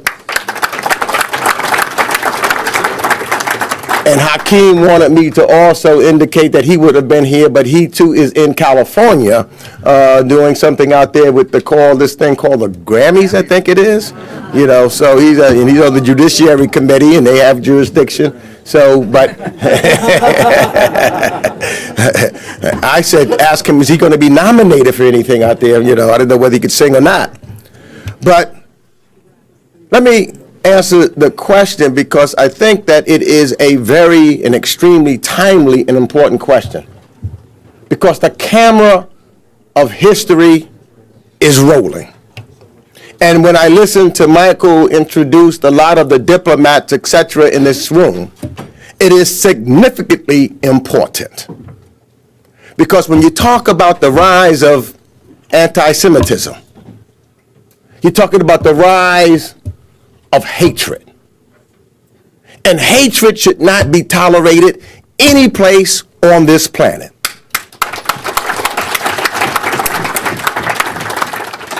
And it should not be anything that we're silent about. It should not be anything that we just say, well, it's going to go away. Because we remember anti-Semitism and what it did back in World War II and before. We remember the words that were taking place across Europe at the time. And even here in the United States, we stood silent. So, as I was the ranking member on Europe for the last few years. Now I've switched to financial services because it's important to New York. But when I hear certain things when I'm talking to our European allies, I know that I can't be silent even if they are allies. You can't allow a little word slip here or slip there and think it's a joke. Sometimes people think, things are, what you say is, you're just kidding. You can't allow that to happen. So you've got to speak up. And when I hear diplomats here, when I hear Corbyn in the UK make snide remarks, that's not acceptable.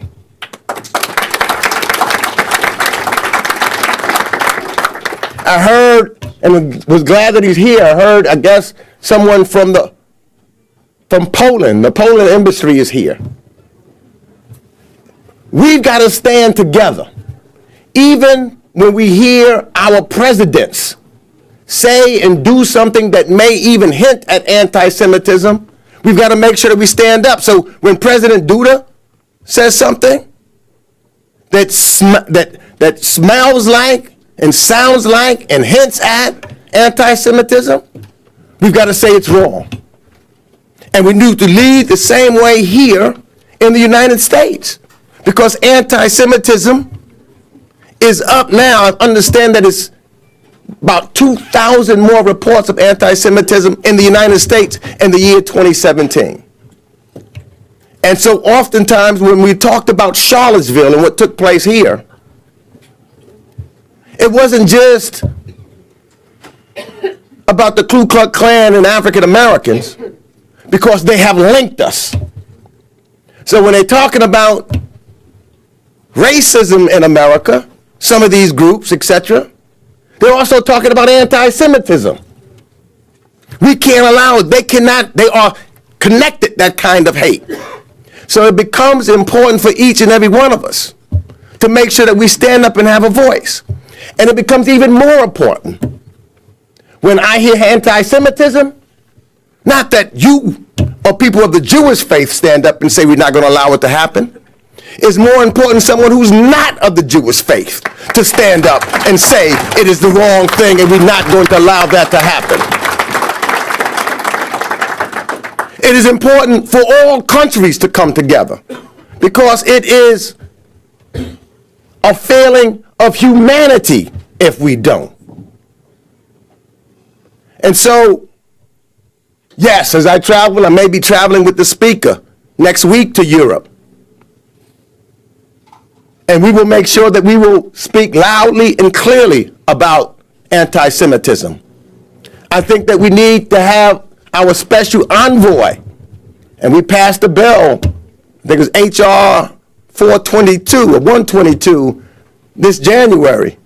We need to have our special envoy elevated to ambassador level and be able to report back to Congress about the rise of anti-Semitism, so that we can then move forward to make sure that we speak loudly and cannot rest until we eliminate the hatred that some have just because of your religion, your culture, or your color of your skin. We need to do that, and do that collectively together.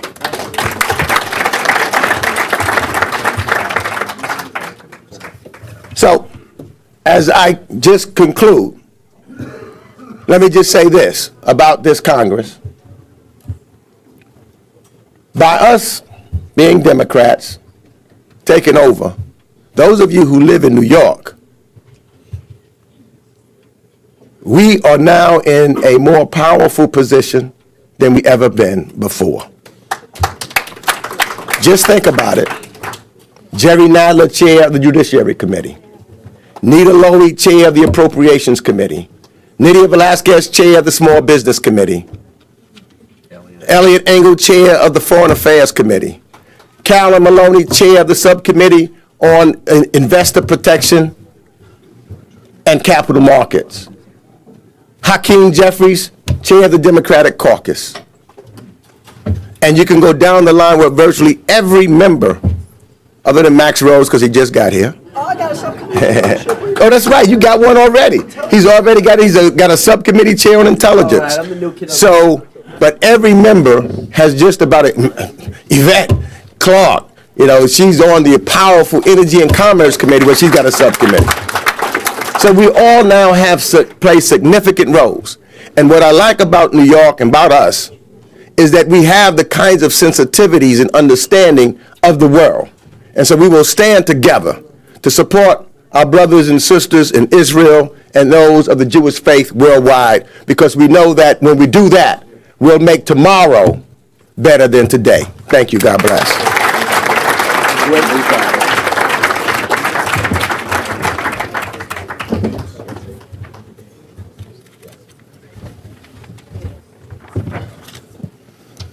Good morning.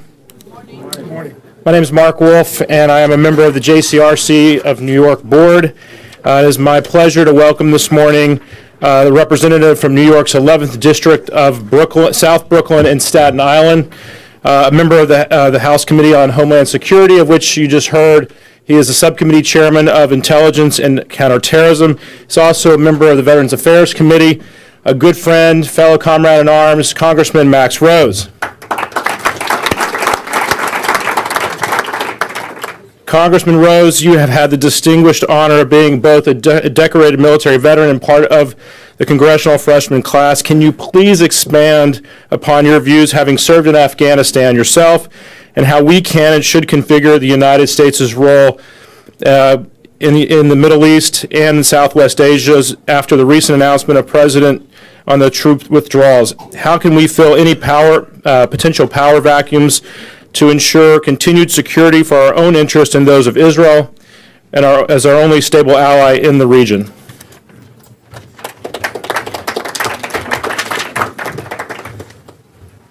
Mark, thank you for that. You know, if anyone thinks that a good Jewish boy can't be a badass, you just got to turn to Mark Wolf, famous Navy SEAL. As just demonstrated by the fact that took me 2 hours to get a chance to speak. I'm the new kid on the block. And, you know, despite being the only Jewish elected Staten Islander, New York's 11th congressional representative, first post 9/11 combat vet to hold elected office in New York City history, my mother still hopes one day I'll become a doctor. I'm working on it. So to the question, I was in Afghanistan serving as an infantry platoon leader about 6 years ago in a very rural area of Kandahar province called Shah Wali Khat. It was entirely Pashto, and now it is entirely controlled by the Taliban. 100%. 100% governance, public safety, everything is controlled by the Taliban. The Taliban today control more territory, despite the fact that we had a massive surge in Afghanistan. They control more territory than they did at any time previous to September 11th, 2001. So that, to me, is a demonstration that everything we have done to date is not the right answer. And so I, despite being a Democrat, or irrespective of being a Democrat, do actually really support the direction that this president and his administration is going in when it comes to conducting peace and reconciliation talks with the Taliban, so long as two things are satisfied. One is that the Taliban have to agree that under no circumstances will Afghanistan ever be a safe haven for global terrorism. Under no circumstances. And two, that we have to have a footprint in Afghanistan and in the region at large that allows us to continue to conduct counter-terror operations. Now, you say, Max, well, why not just keep on doing what we're doing? Well, the reason is because today, and I'm still a captain of the National Guard, children, and they are children, they're 18 years old, are enlisting in the United States military who were not born, who were not alive on September 11th, 2001. We cannot conduct forever war in this country, in this world. We just cannot do it. It is not fiscally sustainable, nor is it ethical. And I'm not going to continue to send young men and women to Afghanistan in the hopes that we're going to turn it into Switzerland. Now, that does not mean, though, that we need to be isolationists, because security in that region directly affects security here at home. And so that brings us to the larger region and supporting Israel as well. It's a very easy way to support Israel. Support Israel. Be unabashed about it. Be confident about it. Be resolute about it. And we're losing that in terms of our public discourse, because it's not just about the fact that Israel is a miracle as a nation. It's not just the fact that they have produced an economic powerhouse and security in what I may acknowledge is a bad, tough neighborhood. But it's also that Israeli security is absolutely critical to our own security. Absolutely imperative. And as the subcommittee chairman on intelligence and counterterrorism, I want to draw greater light on that. And so just to wrap up this question, I think that the clear thread in all of this is that we can't play politics with our foreign policy anymore. We can't play politics with our national security anymore. And now Chuck Schumer's in the room. I'm going to make this quick. I'm going to make this quick. I know who butters my toast. So, yeah, we got press conference. Look at that, man. I'm moving up in the world. So, just to complete the picture here, we can't play politics with our foreign policy. That means that we don't make 10-year deals with people that we assume are suddenly going to turn into friendly actors. That means that we don't quickly withdraw out of countries assuming that everything's going to be okay. And that means that we don't just retreat to our borders, because when we retreat to our borders, when we don't counter our enemies abroad, our enemies find us right here at home. And you can count that I'll be extra vigilant in that regard. So thank you, Mark, for the question.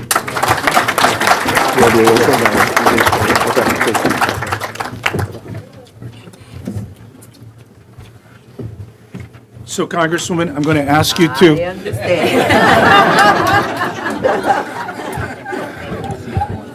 Just because you understand, this sort of, I just want to know in front of everybody how we appreciate your forbearance, and the Congresswoman will speak as soon as Senator Schumer has completed his comments. My constituent, I need that vote. You know what? That's when you know you have a really astute politician who knows exactly who our constituents are. We have a whole introduction for Chuck Schumer, but the reality is we don't need an introduction for Chuck Schumer. We know Chuck. He's a friend of our community, has been for very many years, and he's been to every congressional breakfast. And a friend, last year, he made a strong comment, supported the Taylor Force bill, and was able to get it done, turned into law. So thank you very much for that important piece of legislation. I think the most important thing I can say at this moment is let's give Chuck Schumer a really warm welcome to the JCRC.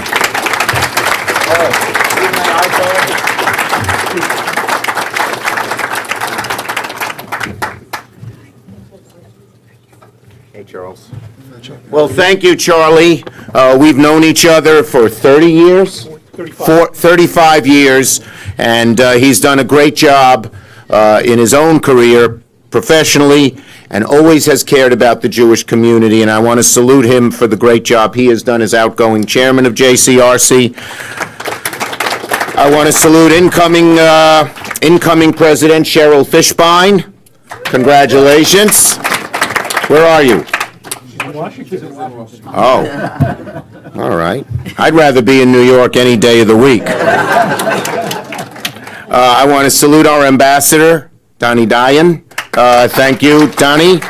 Eric Goldstein from UJA-Federation, who was at my table, and our chair of the breakfast, Zoya Raines-Friedman. And now you're saying he left someone out.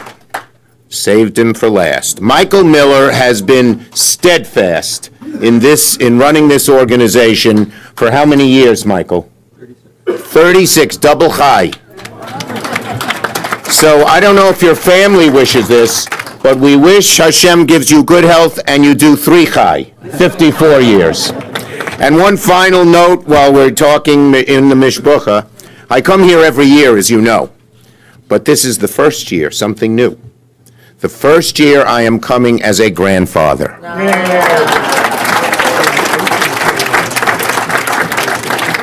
My daughter, Jessica, gave birth on, it was supposed to be November 23rd, my birthday, but it wasn't until 5 in the morning, November 24th.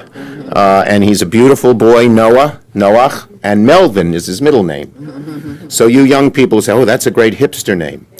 But Melvin was my father-in-law, who was a great guy, Iris's father. He was a New York City cab driver. And he was amazing. You know what?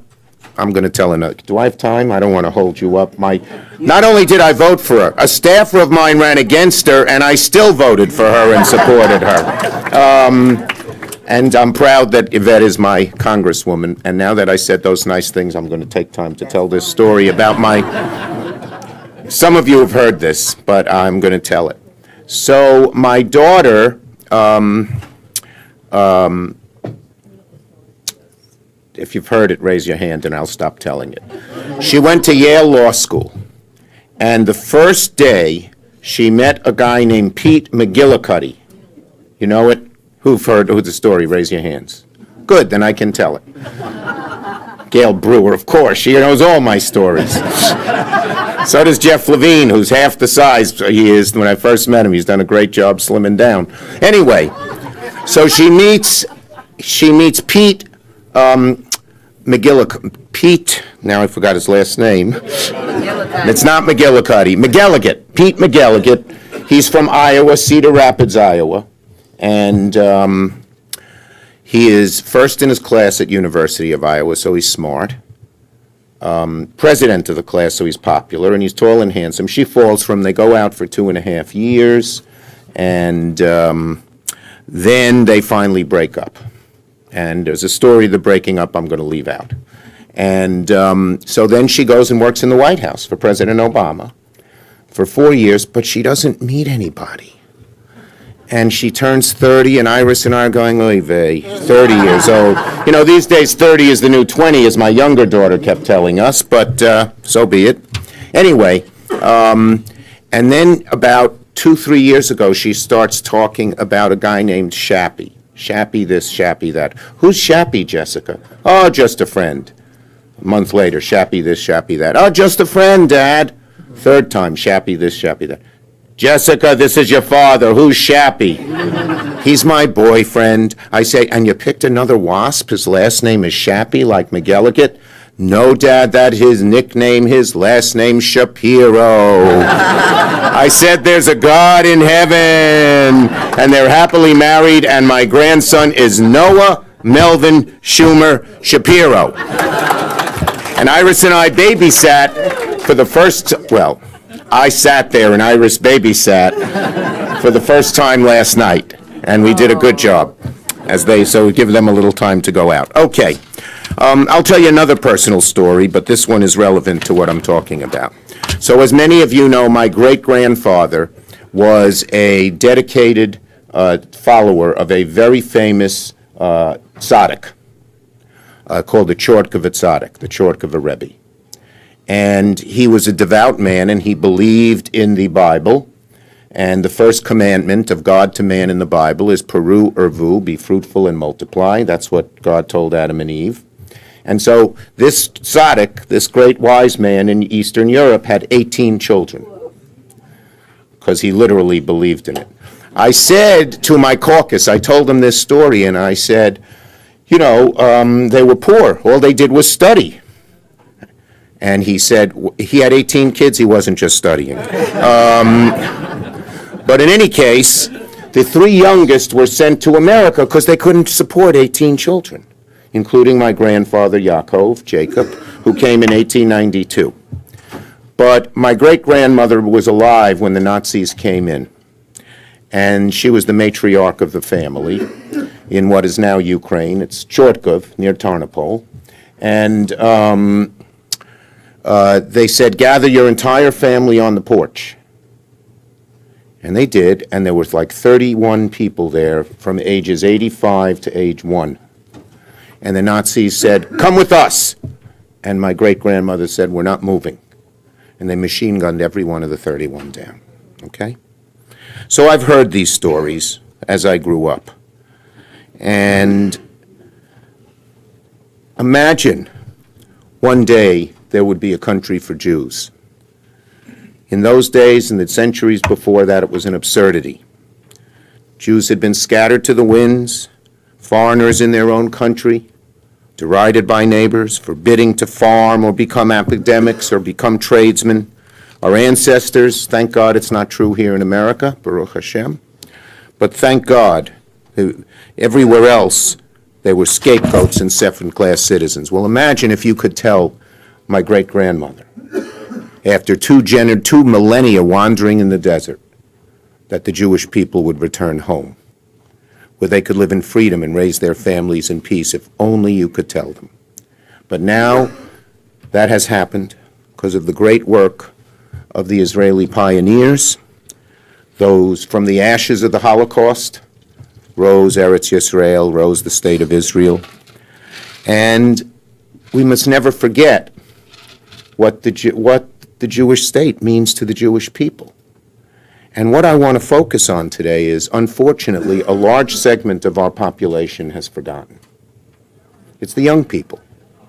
Young people, particularly younger Jews, have been brought up in America where the Jewish people are free and doing well. They have brought up in a time when Israel is strong and seems to be so safe and secure. And frankly, the Palestinians have done a very good job propagandizing. And so to so many people, Israel is the strong oppressor, and the Palestinians are the people they sympathize with. And if you look at the polling data, young people are much less sympathetic to Israel. People under 45 are much less sympathetic to Israel than people over 45. And that is true across the board. It's true in every region of the country. Evangelicals, where they teach them that we have to have a Jewish state, and they're very conservative people, the support for Israel has declined by more than 25% among young evangelicals. So this is our greatest challenge. If, as these young people become the majority, they don't understand the lessons of thousands of years of history, Israel has real trouble, because we all know the rest of the world gangs up on Israel.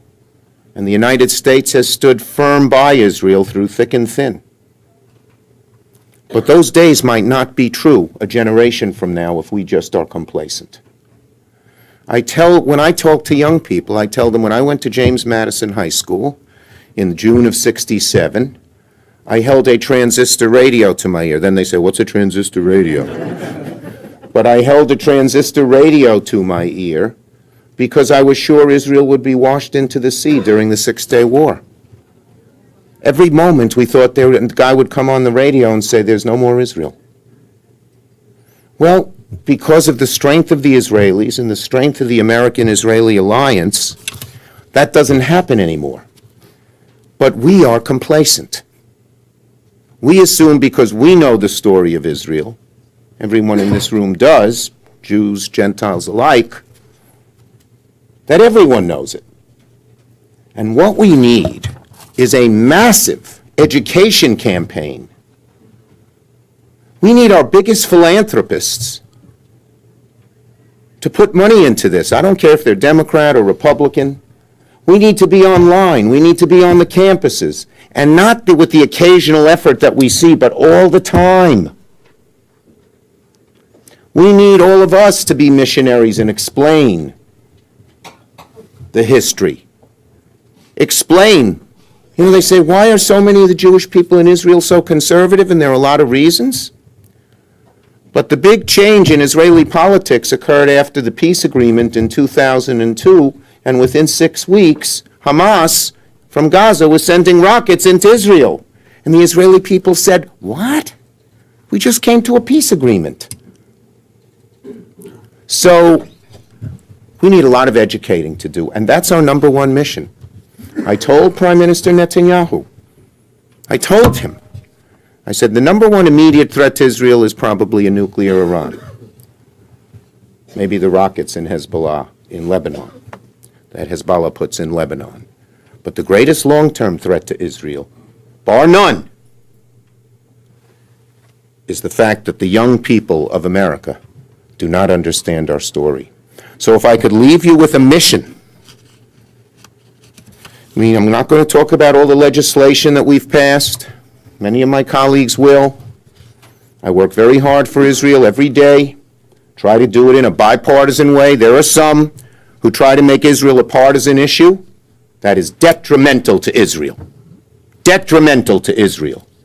When I was in the majority in the House and Senate, every bill I carried for Israel always had a Republican, always.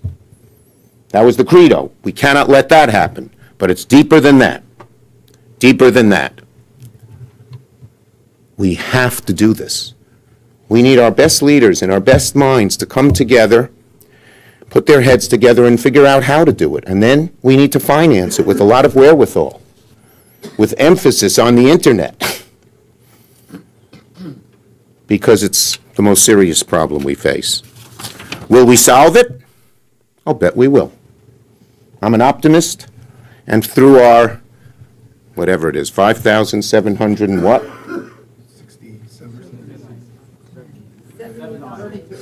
5,779 years of Jewish history, we've always solved our problems when it seems like the worst of times.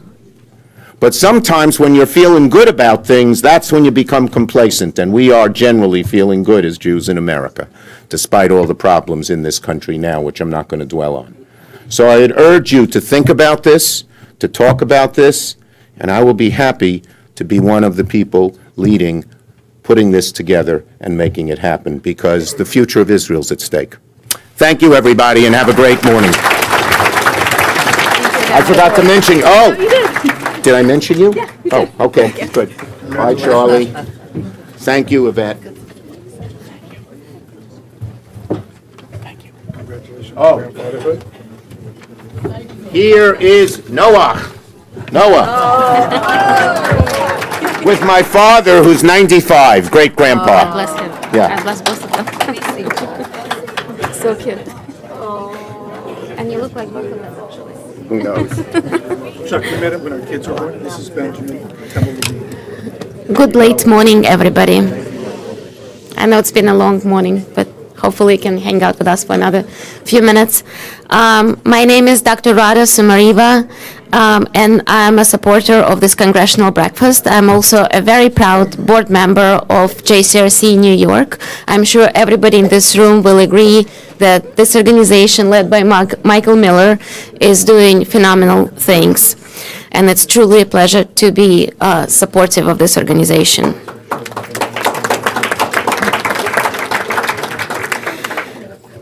It's my big honor to introduce to you a representative from New York's 9th District in Central Brooklyn and the Vice Chair of the Energy and Commerce Committee, the Congresswoman Yvette Clarke.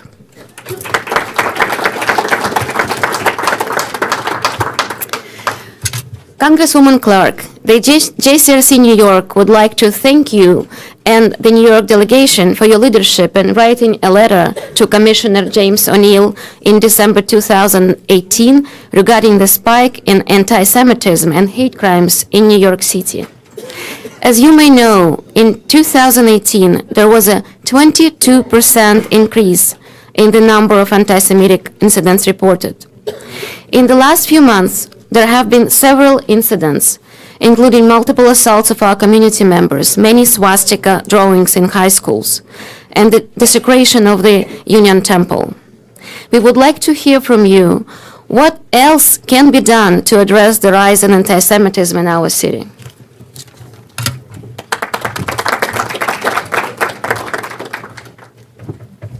Let me start by thanking Rada for the introduction, and thank you for all of your work that you do with the Holocaust survivors of our communities. It's very important that there is a community that supports those who have really come through the worst and live amongst us as a living testimony to resilience, to endurance, and as a reminder to all of us that we must never forget the horrific Holocaust that took so many from us. Let me acknowledge, of course, Michael Miller, Charles Tamel, and Zoya Friedman, and thank them for their work and for convening us here this morning. I'd like to also acknowledge our Ambassador Diane and all of the members of the Diplomatic and Consular Corps, my colleagues who may still be here in the room, and certainly to the members of the clergy, ladies and gentlemen, it's certainly my honor and my privilege to come and to address you this morning. Some of my colleagues have already taken some of my thunder with respect to this particular issue, so I think I will give it more of a personal perspective. As Elliot Engel stated during his remarks, we have work to do. I was born and raised in Brooklyn, New York. And yes, I actually still live on the same block that I was raised on, the block that my parents bought their home when I was born. As a matter of fact, they're my landlords. I live in that home now. But I say that to you because I want to put in context sort of the level of interaction, the level of exchange in terms of cultural understanding, tolerance, and love for community. And I think that this is at the core of what we're missing in this city today. I can clearly remember in the 3rd grade, I had a teacher, and during the Jewish holiday, she would come in with matzah for the entire class. We looked forward to the matzah, and we would dance the horror. You know, I don't know, but I'm exposed. I'm given the exchange of cultural identity. And, you know, when I talk on the floor of the House, people say, that's a Brooklyn accident. I said, no, I'm hooked on phonics. My early teachers were Jewish. It's a Brooklyn Jewish accent. My parents are from Jamaica. There's no reason I should be talking like this other than phonics. Other than phonics. We've got work to do at every level of interaction. And I think what Chuck Schumer said to us about generations that are coming up now, they have access to tools that are not necessarily the type of interactions, human interactions, that shape who we are. They're reading posts on social media. They're not looking up from their mobile devices. They don't have an opportunity to really see the humanity that we exchange with one another. I remember, again, in high school, being a part of a program that was established when I attended Edward R. Murrow High School on Black and Jewish dialogue. And these are things that throughout my life, not let alone living on the border of Crown Heights and Flatbush, that made it possible for me to understand, for me to live a life through others vicariously. And it's important that we find opportunities to do that with this generation. That we create opportunities for young people to attend summits together. They can exchange their experiences with one another. They can talk about the history of their families. And I think that those are just beginning places for us to be able to mend any divides that may exist. That's a place where we can share the history of a people who have been historically persecuted, but who have come to a place where a land has been established that is a homeland for themselves and for future generations, and why it's so very important that we all come together to celebrate that and to protect it. And so I wanted to use that as part of it. There is no room for hatred and anti-Semitism in the city of New York under any circumstances. There is no room for intolerance. And I look at Devore and I look at the beautiful Jewish museum that has been established in our community. It would be great to bring people from outside of New York City, from throughout New York City. Her roles of visitation should be so long that no child has not visited that museum. In the same way that when I was in public school, if you didn't go to the Metropolitan Museum of Art, if you didn't go to the Brooklyn Museum, if you didn't attend these cultural icons of our city, you weren't being well educated. We need to make sure that we do everything we can to give that level of exposure to our community. And I now serve on the Homeland Security Committee, which wasn't mentioned. And I think that there's some things that we can do through that mechanism to, first of all, make sure that people understand that hate crimes will be persecuted, will be prosecuted, that anyone who intends to incite hatred amongst us will be found and will be brought to justice. That is critical. And so I think my time is up on this question, but I just wanted to share that because I know what it is to feel as though you're losing ground. I think that we have the time, that we have the ability, that when we open ourselves up to being neighbors once again, first of all, in a city like New York, where so many folks are now finding it as their new homes, and those who have been longtime stakeholders, opening our doors to one another and exchanging with neighbors is something that I really desire, because it was that village that included so many from around the world, so many from different faiths and backgrounds, that helped to shape me and a whole cohort of young people that grew up in that community that now stand on the vanguard of supporting the efforts to make sure that we fight against anti-Semitism and that we stand up for the state of Israel.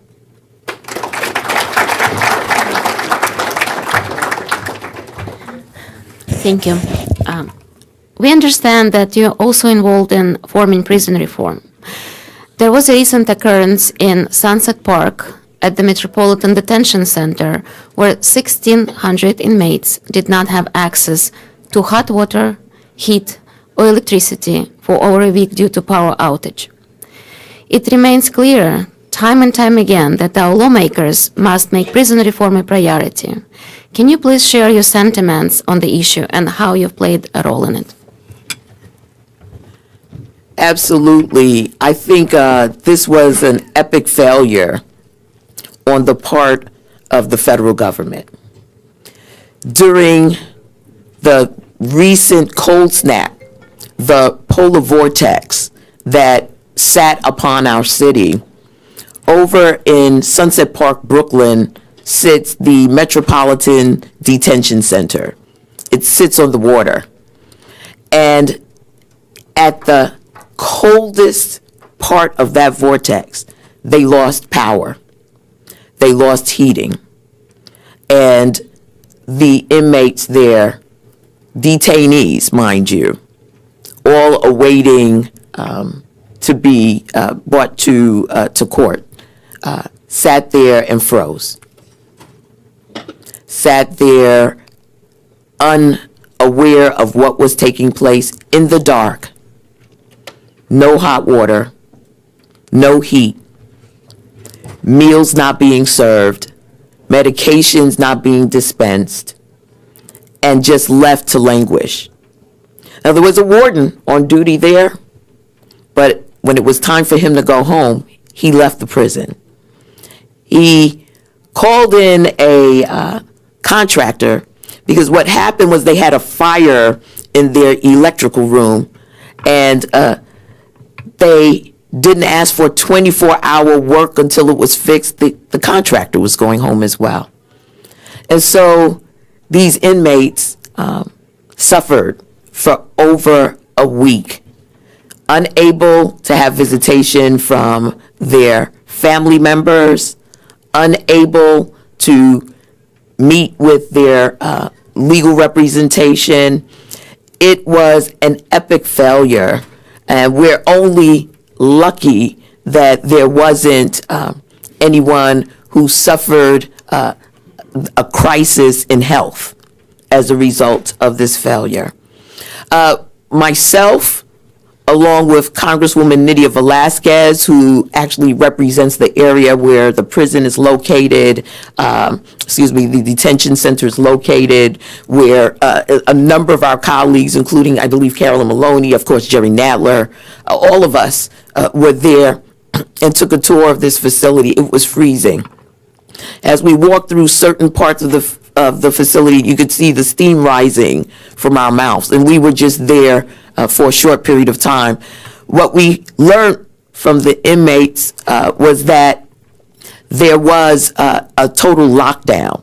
So not only were they in the cold and in the dark, they couldn't get access to medications. They were locked into their cells. They weren't distributed any extra sheeting or blankets, any extra clothing. So many were in their T-shirts and, maybe a sweatshirt. So we immediately reached out to the Federal Bureau of Prisons, who has jurisdiction over the facility. And we told them under no circumstances would we abide with this type of neglect, with this horrible, inhumane treatment of these individuals. And within that week, on that Sunday, 2 Sundays ago, we were actually able to see Con Edison roll in, the contractors roll in, electricity was restored, but it was really an atrocity. And I have to say to you that part of what I believe is the challenge is a lack of focus and cohesiveness within the current administration. There is so much distraction going on that those who are responsible for making sure that these facilities are well maintained, that there's an emergency service made available, fell down on the job. And so our responsibility, and again, as a member of the Homeland Security Committee, is what does emergency preparedness look like? God forbid we have some sort of a catastrophic incident in our nation that impacts a broad range of geography.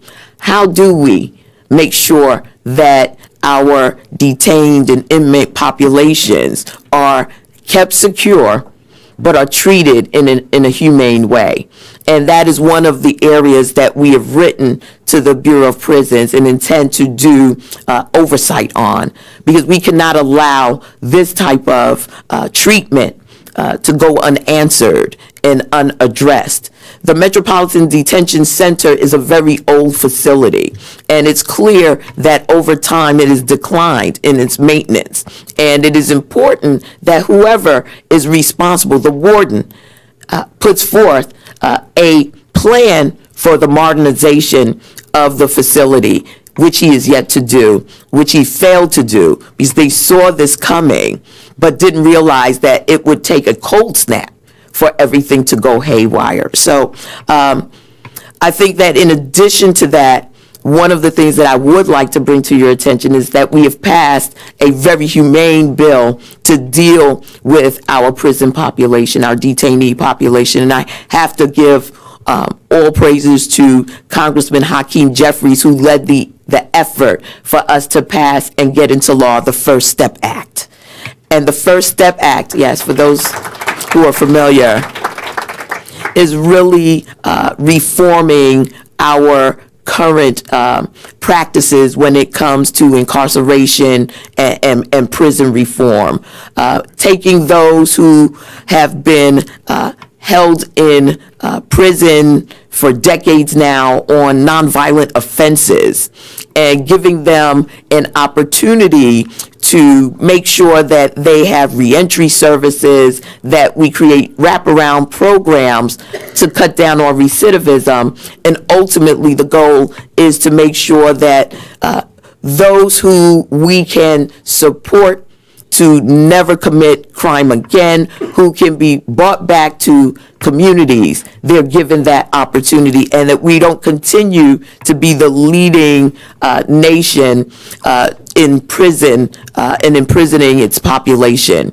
And so as we look at what we do to upgrade our ability to be humane to our people, this will be one of the areas that we will be focused on and that we need to be aware of, and that we ask JCRC's support in advancing, so that again we are evolving as a civil society, and that we are making sure that, one, we are protecting our communities, while at the same time making sure that that protection extends to cutting back on recidivism and re-entering individuals back into our communities so that they can make good after having digressed amongst us. So to each and every one, I'm the closer.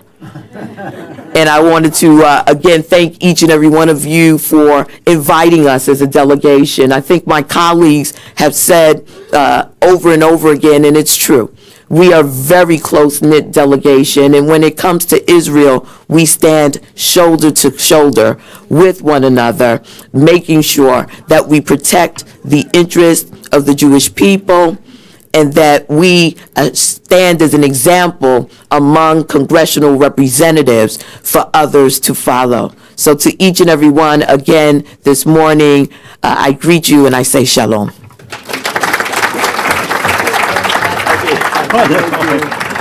Thank you all very much for being here. Our thanks to Stephen Wills for his support, for Radha for her support, to UJA-Federation for so graciously hosting us here today, and for all of you for spending time with us this morning. It was a breakfast. Thank God it wasn't a lunch. And we look forward to seeing you again next year. As the Congresswoman said, shalom. Let's hope for peace and goodness to continue throughout the city and around the world. Thank you very much. I also want to thank the amazing staff of the JCRC, particularly Marcy Fishman, round of applause to Marcy Fishman, and all the other members of the JCRC staff who made this event a reality. Noam Gilboard, Rebecca Grossman, David Pollack, and everybody else on the JCRC staff.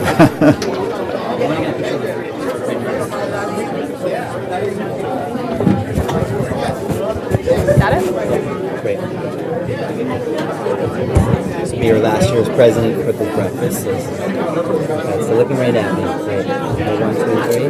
One more time. Second check. That's great.